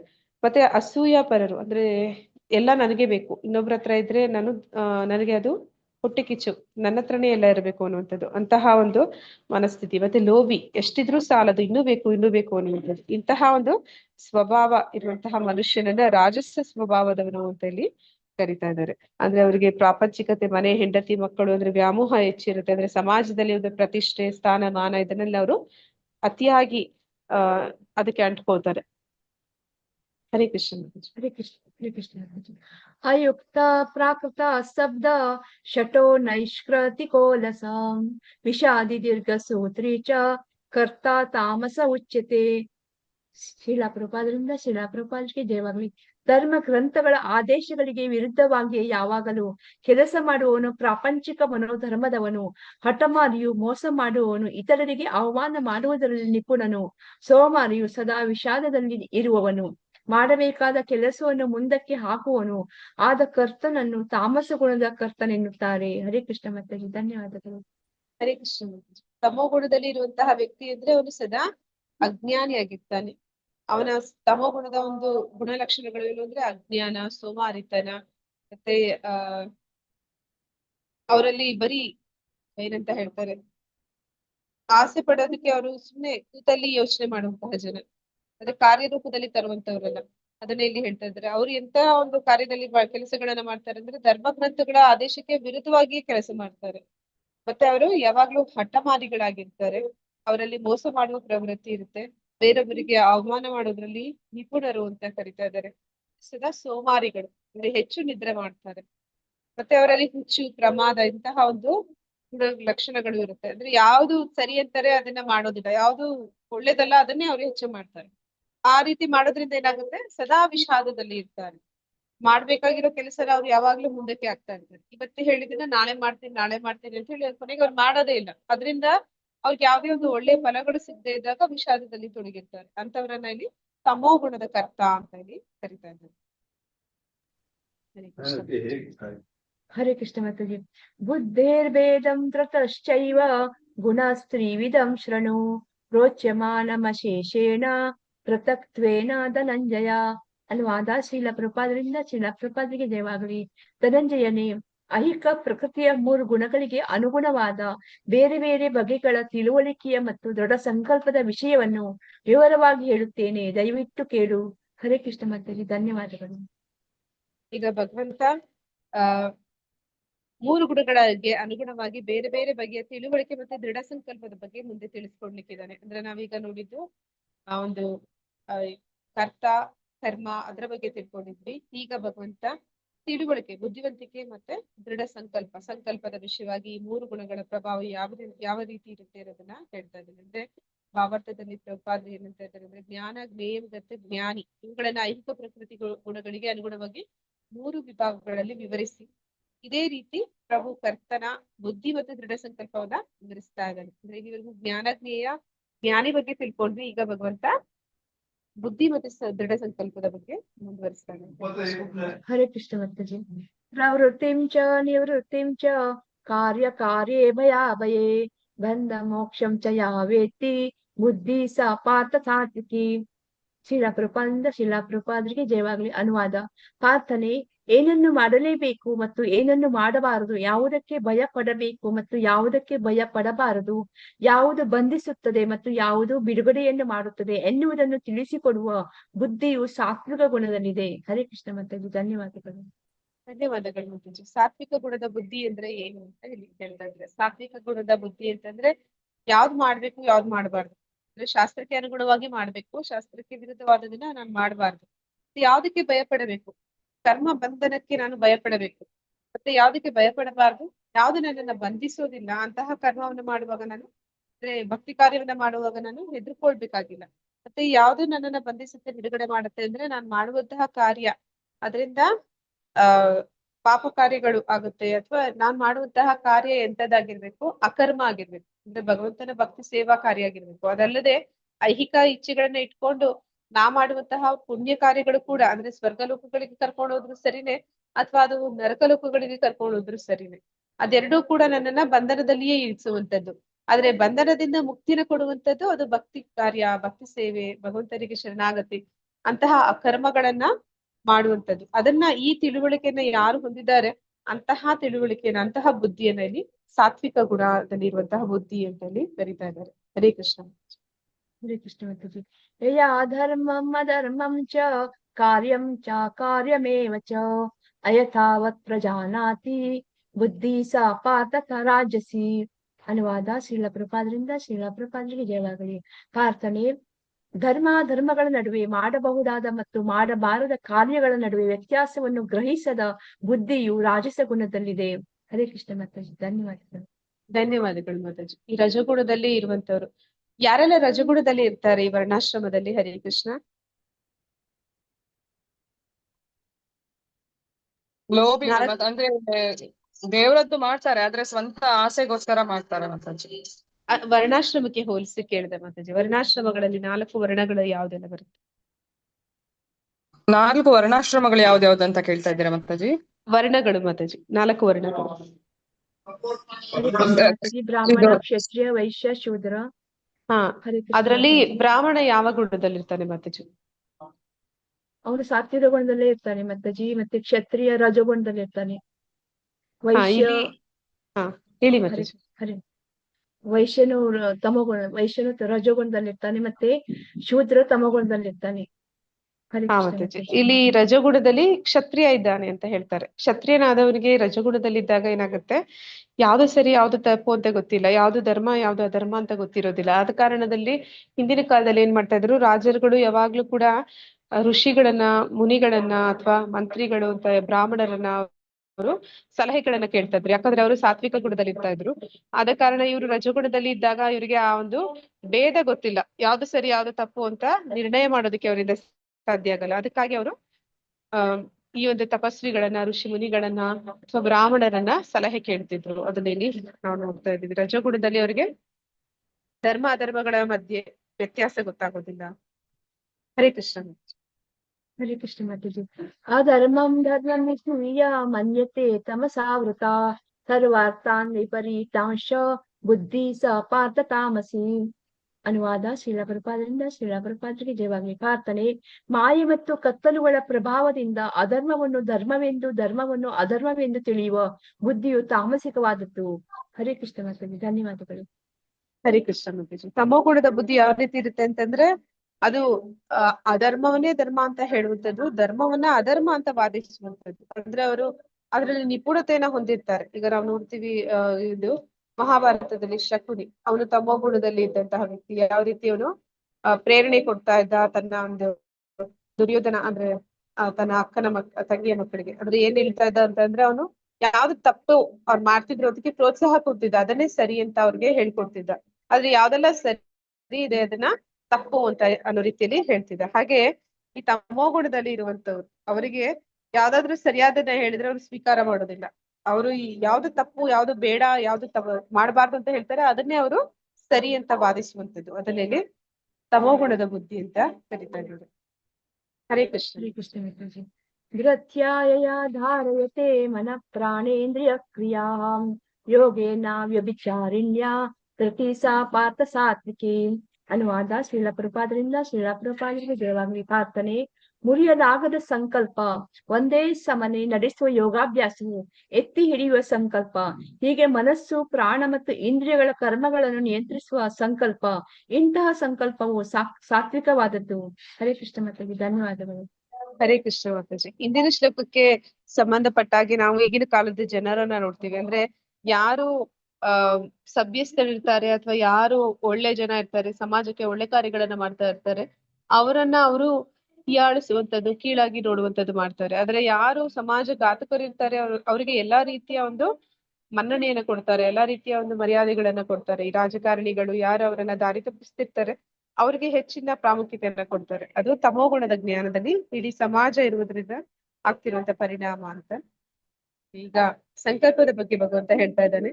ಮುರಿಯಲಾಗದ ಸಂಕಲ್ಪ ಅಂದ್ರೆ ಈ ಪ್ರಭುಪಾದರ ಸಂಕಲ್ಪ, ಅವರ ಒಂದು ಗುರುಗಳು ಹೇಳಿದ್ದನ್ನ ಒಂದು ಕೊನೆ ಉಸಿರಿರುವವರೆಗೂ ಅವರು ಪಾಲಿಸಿದಂಥದ್ದು. ಅದು ಮುರಿಯಲಾಗದ ಸಂಕಲ್ಪ. ಒಂದೇ ಸಮನೆ ನಡೆಯುವ ಯೋಗಾಭ್ಯಾಸವನ್ನು ಎತ್ತಿ ಹಿಡಿಯುವ ಸಂಕಲ್ಪ. ಅಂದ್ರೆ ಯಾರು ಭಕ್ತಿಯಲ್ಲಿದ್ದಾರೆ ಅವರಲ್ಲಿ ಉತ್ಸಾಹ ಮತ್ತೆ ನಿಶ್ಚಯ, ದೃಢ ನಿಶ್ಚಯ, ಈ ದೃಢ ಸಂಕಲ್ಪ ಅನ್ನುವಂಥದ್ದು ಇರಬೇಕು. ಆಗಿದ್ದಾಗ ಮಾತ್ರನೇ ಅವರು ಭಕ್ತಿಯಲ್ಲಿ ಮುಂದುವರಿಯೋದಕ್ಕೆ ಸಾಧ್ಯ ಆಗುತ್ತೆ. ಹೀಗೆ ಮನಸ್ಸು, ಪ್ರಾಣ ಮತ್ತು ಇಂದ್ರಿಯಗಳನ್ನು, ಕರ್ಮಗಳನ್ನು ನಿಯಂತ್ರಿಸುವ ಸಂಕಲ್ಪ, ಇದನ್ನ ಸಾತ್ವಿಕವಾದ ಸಂಕಲ್ಪ ಅಂತಂದು ಕರೀತಾ ಇದ್ದಾರೆ. ಯಾರು ಸಾತ್ವಿಕ ಗುಣದಲ್ಲಿ ಸಂಕಲ್ಪವನ್ನು ಮಾಡ್ತಾರೆ ಅಂತವ್ರು ಎಷ್ಟೇ ಕಷ್ಟ ಆದ್ರೂ ಬೆಳಗಿನ ಆರತಿಗೆ ಎದ್ದೇಳ್ತಾರೆ. ಅವ್ರು ಎಷ್ಟೇ ಕಷ್ಟ ಆದ್ರೂ ಏಕಾದಶಿ ವ್ರತಗಳನ್ನ ಮಾಡ್ತಾರೆ. ಅವ್ರು ಎಷ್ಟೇ ಕಷ್ಟ ಆದ್ರೂ ಗುರುಗಳಿಗೆ ದೀಕ್ಷೆ ಸಮಯದಲ್ಲಿ ಮಾತು ಕೊಟ್ಟಿದ್ದಾರೆ 16 ಸುತ್ತು ಜಪವನ್ನ ತಪ್ಪದೇ ಮಾಡ್ತಾರೆ. ಅದನ್ನೇ ಇಲ್ಲಿ ಹೇಳ್ತಾ ಇದ್ದಾರೆ. ಅದನ್ನ ದೃಢ ಸಂಕಲ್ಪ ಅಂತ. ಹರೇ ಹರೇ ಕೃಷ್ಣ. ಕೃಷ್ಣ ಮಾತಾಜಿ. ಯಾತು ಧರ್ಮ ಕಾಮಾರ್ಥಾನ್ ಧೃತ್ಯ ಧಾರಯತೆ ಅರ್ಜುನ ಪ್ರಸಂಗೇನ ಪದಾಕಾಂಕ್ಷಿ ಧೃತಿ ಸ ಪಾರ್ಥ ರಾಜಸಿ. ಅನುವಾದ ಶ್ರೀಲ ಪ್ರಭುಪಾದರಿಂದ ಶ್ರೀಲ ಪ್ರಭುಪಾದರಿಗೆ ಜಯವಾಗಲಿ. ಅರ್ಜುನನೇ, ಧರ್ಮದಲ್ಲಿ, ಆರ್ಥಿಕ ಬೆಳವಣಿಗೆಯಲ್ಲಿ ಮತ್ತು ಇಂದ್ರಿಯ ಭೋಗದಲ್ಲಿ ಕರ್ಮ ಫಲಕ್ಕೆ ಬಲವಾಗಿ ಅಂಟಿಕೊಂಡಿರುವ ದೃಢ ಸಂಕಲ್ಪವು ರಾಜಸವಾದದ್ದು. ಹರೇ ಕೃಷ್ಣ ಮಾತಾಜಿ. ಧನ್ಯವಾದಗಳು. ಹರೇ ಕೃಷ್ಣ ಮಾತಾಜಿ. ಆದ್ರೆ ಈ ಸತ್ವಗುಣದಲ್ಲಿರುವಂತಹ ವ್ಯಕ್ತಿಯ ಸಂಕಲ್ಪ ಯಾವ ರೀತಿ ಇತ್ತು ಅಂತಂದ್ರೆ ಅದು ಭಗವಂತನ ಭಕ್ತಿ ಕಾರ್ಯದಲ್ಲಿ ತೊಡಗೋದಕ್ಕೆ ಅವ್ನು ಮಾಡ್ತಿದ್ದಂತಹ ಸಂಕಲ್ಪಗಳು.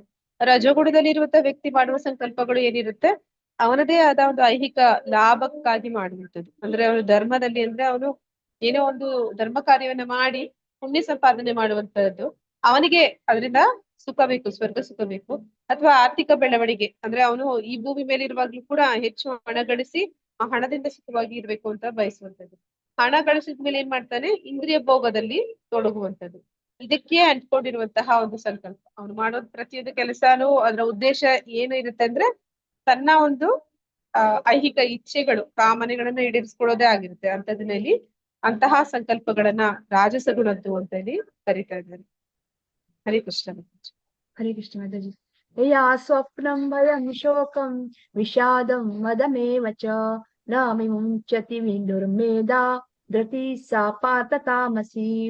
ಅನುವಾದ ಶ್ರೀಲ ಪ್ರಭುಪಾದರಿಂದ ಶ್ರೀಲ ಪ್ರಭುಪಾದರಿಗೆ ಜಯವಾಗಲಿ. ಪ್ರಾರ್ಥನೆ. ಕನಸು ಕಾಣುವುದು ಭಯ, ಶೋಕ, ವಿಷಾದ ಮತ್ತು ಮಾಯೆ. ಇವುಗಳಾಚೆ ಹೋಗಲಾರದ ಮೂರ್ಖ. ಸಂಕಲ್ಪವು ತಾಮಸಿಕವಾದದ್ದು. ಹರೇ ಕೃಷ್ಣ ಮಾತಾಜಿ. ಧನ್ಯವಾದಗಳು.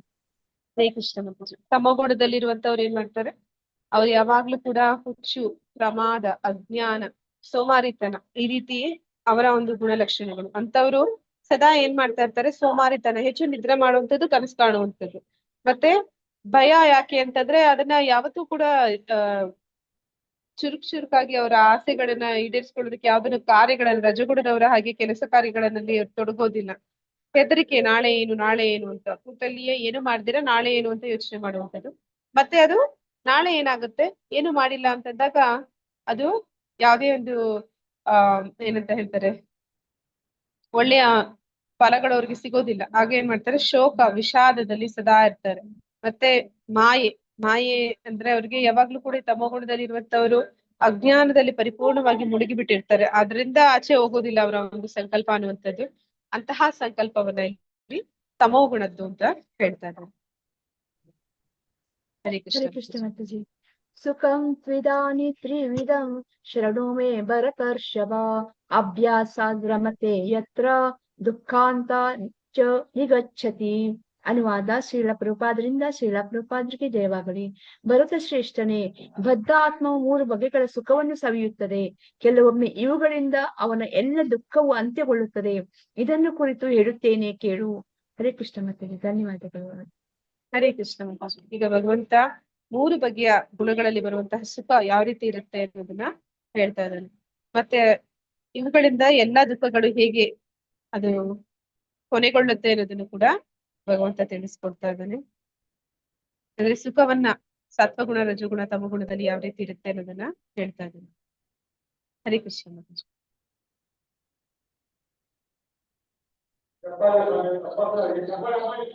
ಯತ್ತದಗ್ರೇ ವಿಷಮಿವ ಪರಿಣಾಮೇ ಮೃತೋಪಮಂ ತತ್ಸುಖಂ ಸಾತ್ವಿಕಂ ಪ್ರೋಕ್ತ ಮಾತ್ಮ ಬುದ್ಧಿ ಪ್ರಸಾದಜಂ.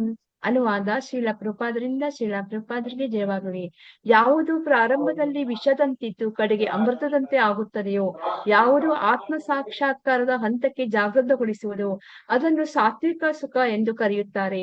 ಹರೇ ಕೃಷ್ಣ ಮಾತಾಜಿ. ಧನ್ಯವಾದಗಳು. ಹರೇ ಕೃಷ್ಣ ಮಾತಾಜಿ. ಅಂದ್ರೆ ಈಗ ಈ ಸಾತ್ವಿಕ ಸುಖ ಅನ್ನುವಂಥದ್ದು ಯಾವ ರೀತಿ ಇರುತ್ತೆ ಅನ್ನೋದನ್ನ ಹೇಳ್ತಾ ಇದ್ದಾರೆ. ಸಾತ್ವಿಕ ಸುಖ ಅಂದ್ರೆ ಪ್ರಾರಂಭದಲ್ಲಿ ಅದನ್ನ ಅಭ್ಯಾಸ ಮಾಡ್ಬೇಕಂದ್ರೆ ಕಷ್ಟ ಅಂತ ಅನಿಸ್ಬೋದು. ಆದ್ರೆ ಅದರಿಂದ ಬರುವಂತ ಫಲಗಳು ಅಮೃತವನ್ನ, ಅಂದ್ರೆ ಮೃತ್ಯುವಿಂದ ನಮ್ಮನ್ನ ಕಾಪಾಡುವಂತಹ ಒಂದು ಆನಂದದಾಯಕ ಸುಖವನ್ನ, ದುಃಖದಿಂದ ನಮ್ಮನ್ನ ಬಿಡುಗಡೆ ಮಾಡುವಂತಹ ಸುಖವನ್ನ ಅದು ಕೊಡುತ್ತೆ ಅನ್ನೋದನ್ನ ಇಲ್ಲಿ ಹೇಳ್ತಾ ಇದ್ದಾರೆ. ಅಂದ್ರೆ ಇದು ಭಕ್ತಿ ಮಾರ್ಗದಲ್ಲಿ ತೊಡಗ್ಬೇಕು ಅಂತ ಬಂದಾಗ ಮೊದಲಿಗೆ ನಾವೆಲ್ಲರೂ ಕೂಡ ಏನ್ ಮಾಡ್ತೀವಿ, ಬೆಳಿಗ್ಗೆ ನಮಗೆ ಈ ಒಂದು ನಿಯಂತ್ರಕ ತತ್ವಗಳು, 4 ನಿಯಂತ್ರಕ ತತ್ವಗಳನ್ನ ಹೇಳಿದಾಗ ಎಲ್ಲದಕ್ಕಿಂತ ಕಷ್ಟಪಟ್ಟು ಜನ ಬಿಡುವಂತದ್ದು ಅಂದ್ರೆ ಈ ಕಾಫಿ, ಟೀ ಮತ್ತೆ ಈರುಳ್ಳಿ, ಬೆಳ್ಳುಳ್ಳಿ. ಅದನ್ನ ಬಿಡ್ಬೇಕು ಅಂತಂದಾಗ ಸ್ವಲ್ಪ ಬಾಧೆ ಅಂತ ಅನಿಸ್ತಿರುತ್ತೆ. ಮತ್ತೆ ಏಕಾದಶಿ ವ್ರತಗಳನ್ನ ಮಾಡಿದ್ರೆ ಕಷ್ಟ ಅನ್ಸ್ತಿರುತ್ತೆ.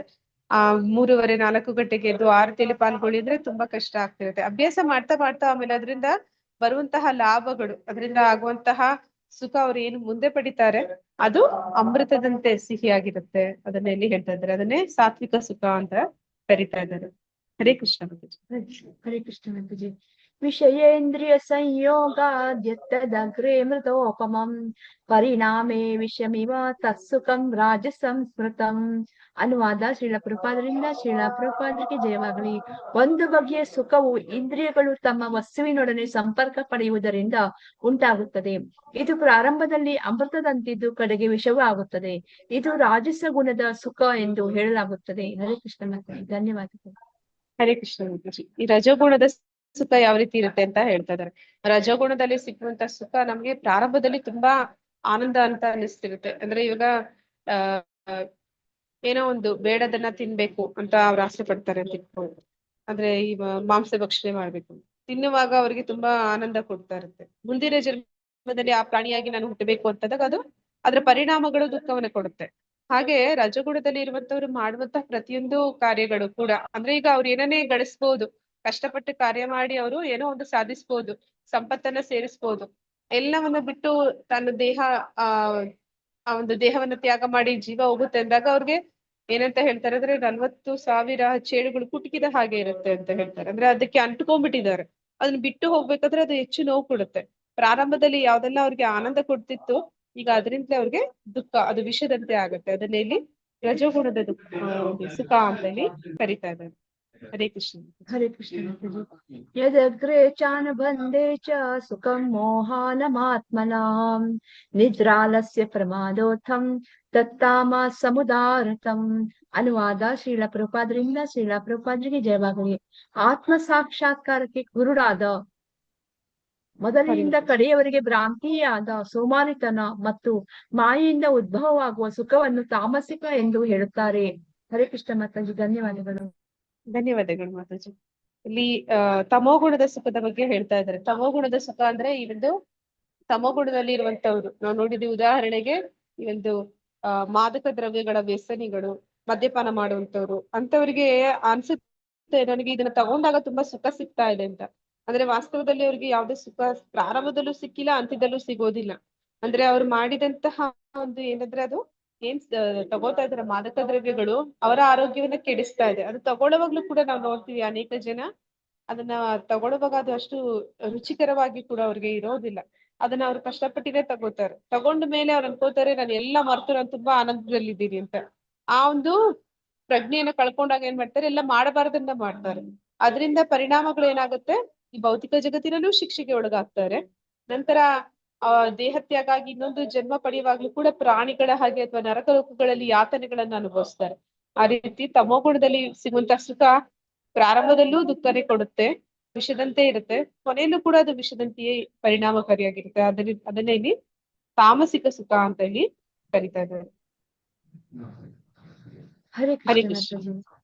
ನ ತದಸ್ತಿ ಪೃಥಿವ್ಯಾಂ ವಾ ದಿವಿ ದೇವೇಶು ವಾ ಪುನಃ ಸತ್ವಂ ಪ್ರಕೃತಿ ಜೈರ್ಮುಕ್ತಂ ಯದೇಬಿ ಸ್ಯಾತ್ ತ್ರಿಭಿರ್ಗುಣೈಃ. ಅನುವಾದ ಶ್ರೀಲ ಪ್ರಭುಪಾದರಿಂದ ಶ್ರೀಲ ಪ್ರಭುಪಾದರಿಗೆ ಜಯವಾಗಲಿ. ಈ ಲೋಕದಲ್ಲಾಗಲಿ ಮೇಲಿನ ಲೋಕವ್ಯೂಹಗಳ ದೇವತೆಗಳಲ್ಲಾಗಲಿ ಐಹಿಕ ಪ್ರಕೃತಿಯಿಂದ ಹುಟ್ಟಿದ ಈ 3 ಗುಣಗಳಿಂದ ಬಿಡುಗಡೆ ಹೊಂದಿದ ಜೀವಿ ಯಾರೂ ಇಲ್ಲ. ಹರೇ ಕೃಷ್ಣ ಮಾತಾಜಿ, ಧನ್ಯವಾದಗಳು. ಹರೇ ಕೃಷ್ಣ ಮಾತಾಜಿ. ಅಂದ್ರೆ ಈ ಒಂದು ಬ್ರಹ್ಮಾಂಡದ ಒಳಗಡೆ 7 ಊರ್ಧ್ವ ಲೋಕಗಳು, 7 ಅಧೋಲೋಕಗಳಿದೆ. ಯಾವುದೇ ಲೋಕಕ್ಕೆ ಹೋಗಿ ಈ ಒಂದು ಭೌತಿಕ ಗುಣಗಳು ಅನ್ನುವಂಥದ್ದು ಅದರ ಪ್ರಭಾವದಿಂದ ಬಿಡುಗಡೆ ಪಡೆದವರು ಯಾರೂ ಇಲ್ಲ ಅಂತ ಹೇಳ್ತಾ ಇದ್ದಾರೆ. ಅಂದ್ರೆ ಪ್ರತಿಯೊಂದು ಲೋಕಗಳಲ್ಲೂ ಕೂಡ ಅಂದ್ರೆ ದೇವತೆಗಳನ್ನು ಕೂಡ ಅಲ್ಲಿ ಹೇಳ್ತಾ ಇದ್ದಾರೆ. ಎಲ್ಲರೂ ಕೂಡ ಈ ಗುಣಗಳ ಒಂದು ಅಧೀನಕ್ಕೆ ಸಿಲುಕ್ತಾರೆ ಅಂತ.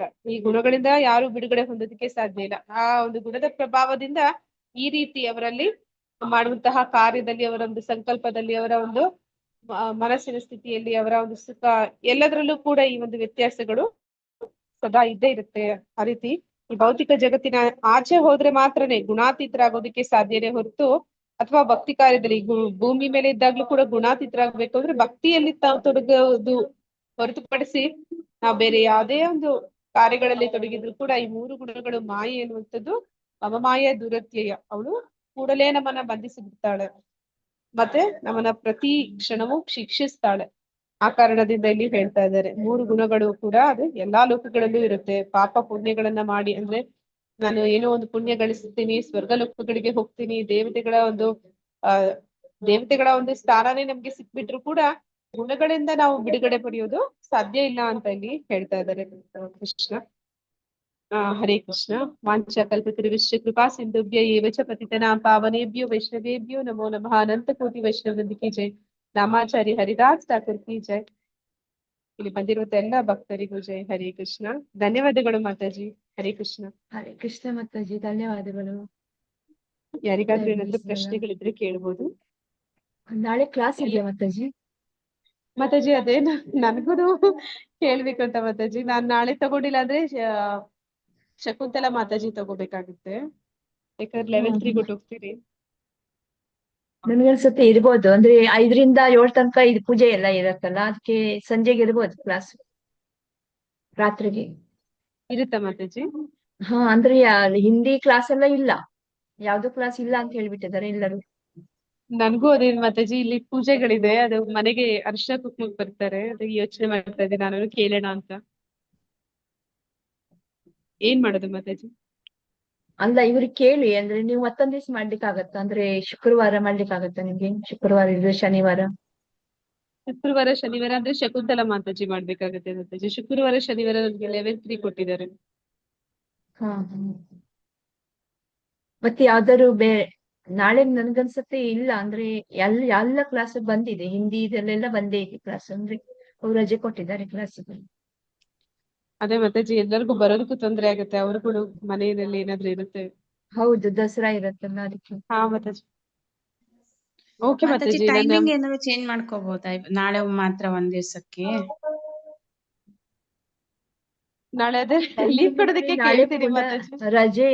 ರಜೆ ಅಂತ ಮತ್ತೊಂದ್ ದಿವ್ಸ ಯಾವಾಗಾದ್ರು ಮಾಡ್ಬೋದು. ಮುಂದಿನ ಬುಧವಾರ, ಗುರುವಾರ, ಮುಂದಿನ ಅಲ್ಲ, ಬುಧವಾರ ನೀವೇ ತಗೊಳ್ಳಿ ಮಾತಾಜಿ. ನಿಮಗ್ ಕನ್ವೀನಿಯಂಟ್ ಇಲ್ಲ ಆ ಟೈಮಿಂಗ್ ಅಂದ್ರೆ ಮಧ್ಯಾಹ್ನ ಏನಾರ ತಗೊಳಕ್ ಆಗತ್ತಾ ನಿಮ್ಗೆ ಅಂತ ಆತರ ಕೇಳ್ದೆ ನಾನು. ಅಲ್ಲ, ಅವ್ರಿಗೆ ಪೂರ್ಣ ಕೆಲ್ಸ ಇರತ್ತೆ, ಅವ್ರಿಗೆ ಆಗಲ್ಲ ಅಂತ, Okay. ನಾಳೆಗ್ ಆಗಲ್ಲ ಅಂತ. Okay okay okay. ನೋಡ್ತೀನಿ ಮಾತಾಜಿ, ಕೇಳ್ತೇನೆ ಅವ್ರಿಗೆ ಯಾವ ರೀತಿ ಆಗುತ್ತೆ ಅಂತ. ಜ್ಯೋತಿ ಮಾತಾಜಿ.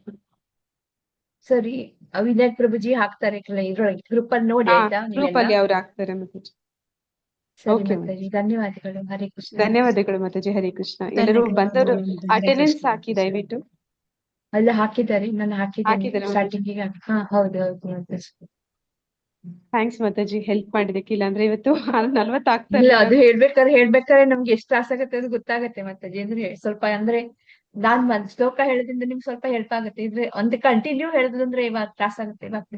ನೀವು ನನ್ ಕೊಟ್ಟಿದ್ದಕ್ಕೆ ಧನ್ಯವಾದಗಳು ಮಾತಾಜಿ, ಅವಕಾಶ ಕೊಟ್ಟಿದ್ದಕ್ಕೆ ಧನ್ಯವಾದಗಳು. ನಾನ್ ಹೇಳ್ಬೇಕು ಮಾತಾಜಿ. ಥ್ಯಾಂಕ್ಸ್ ಮಾತಾಜಿ. ಹರೇ ಕೃಷ್ಣ. ಹರೇ ಕೃಷ್ಣ ಮಾತಾಜಿ. ಹರೇ ಕೃಷ್ಣ. ಯಾರಿಗೂ ಏನು ಪ್ರಶ್ನೆಗಳಿಲ್ಲ ಅಂದ್ರೆ ನಾನು ಎಂಡ್ ಮಾಡ್ತೇನೆ. ಸರಿ ಮಾತಾಜಿ. ಹರೇ ಕೃಷ್ಣ ಮಾತಾಜಿ, ಧನ್ಯವಾದಗಳು. ಹರೇ ಕೃಷ್ಣ ಮಾತಾಜಿ. ಹರೇ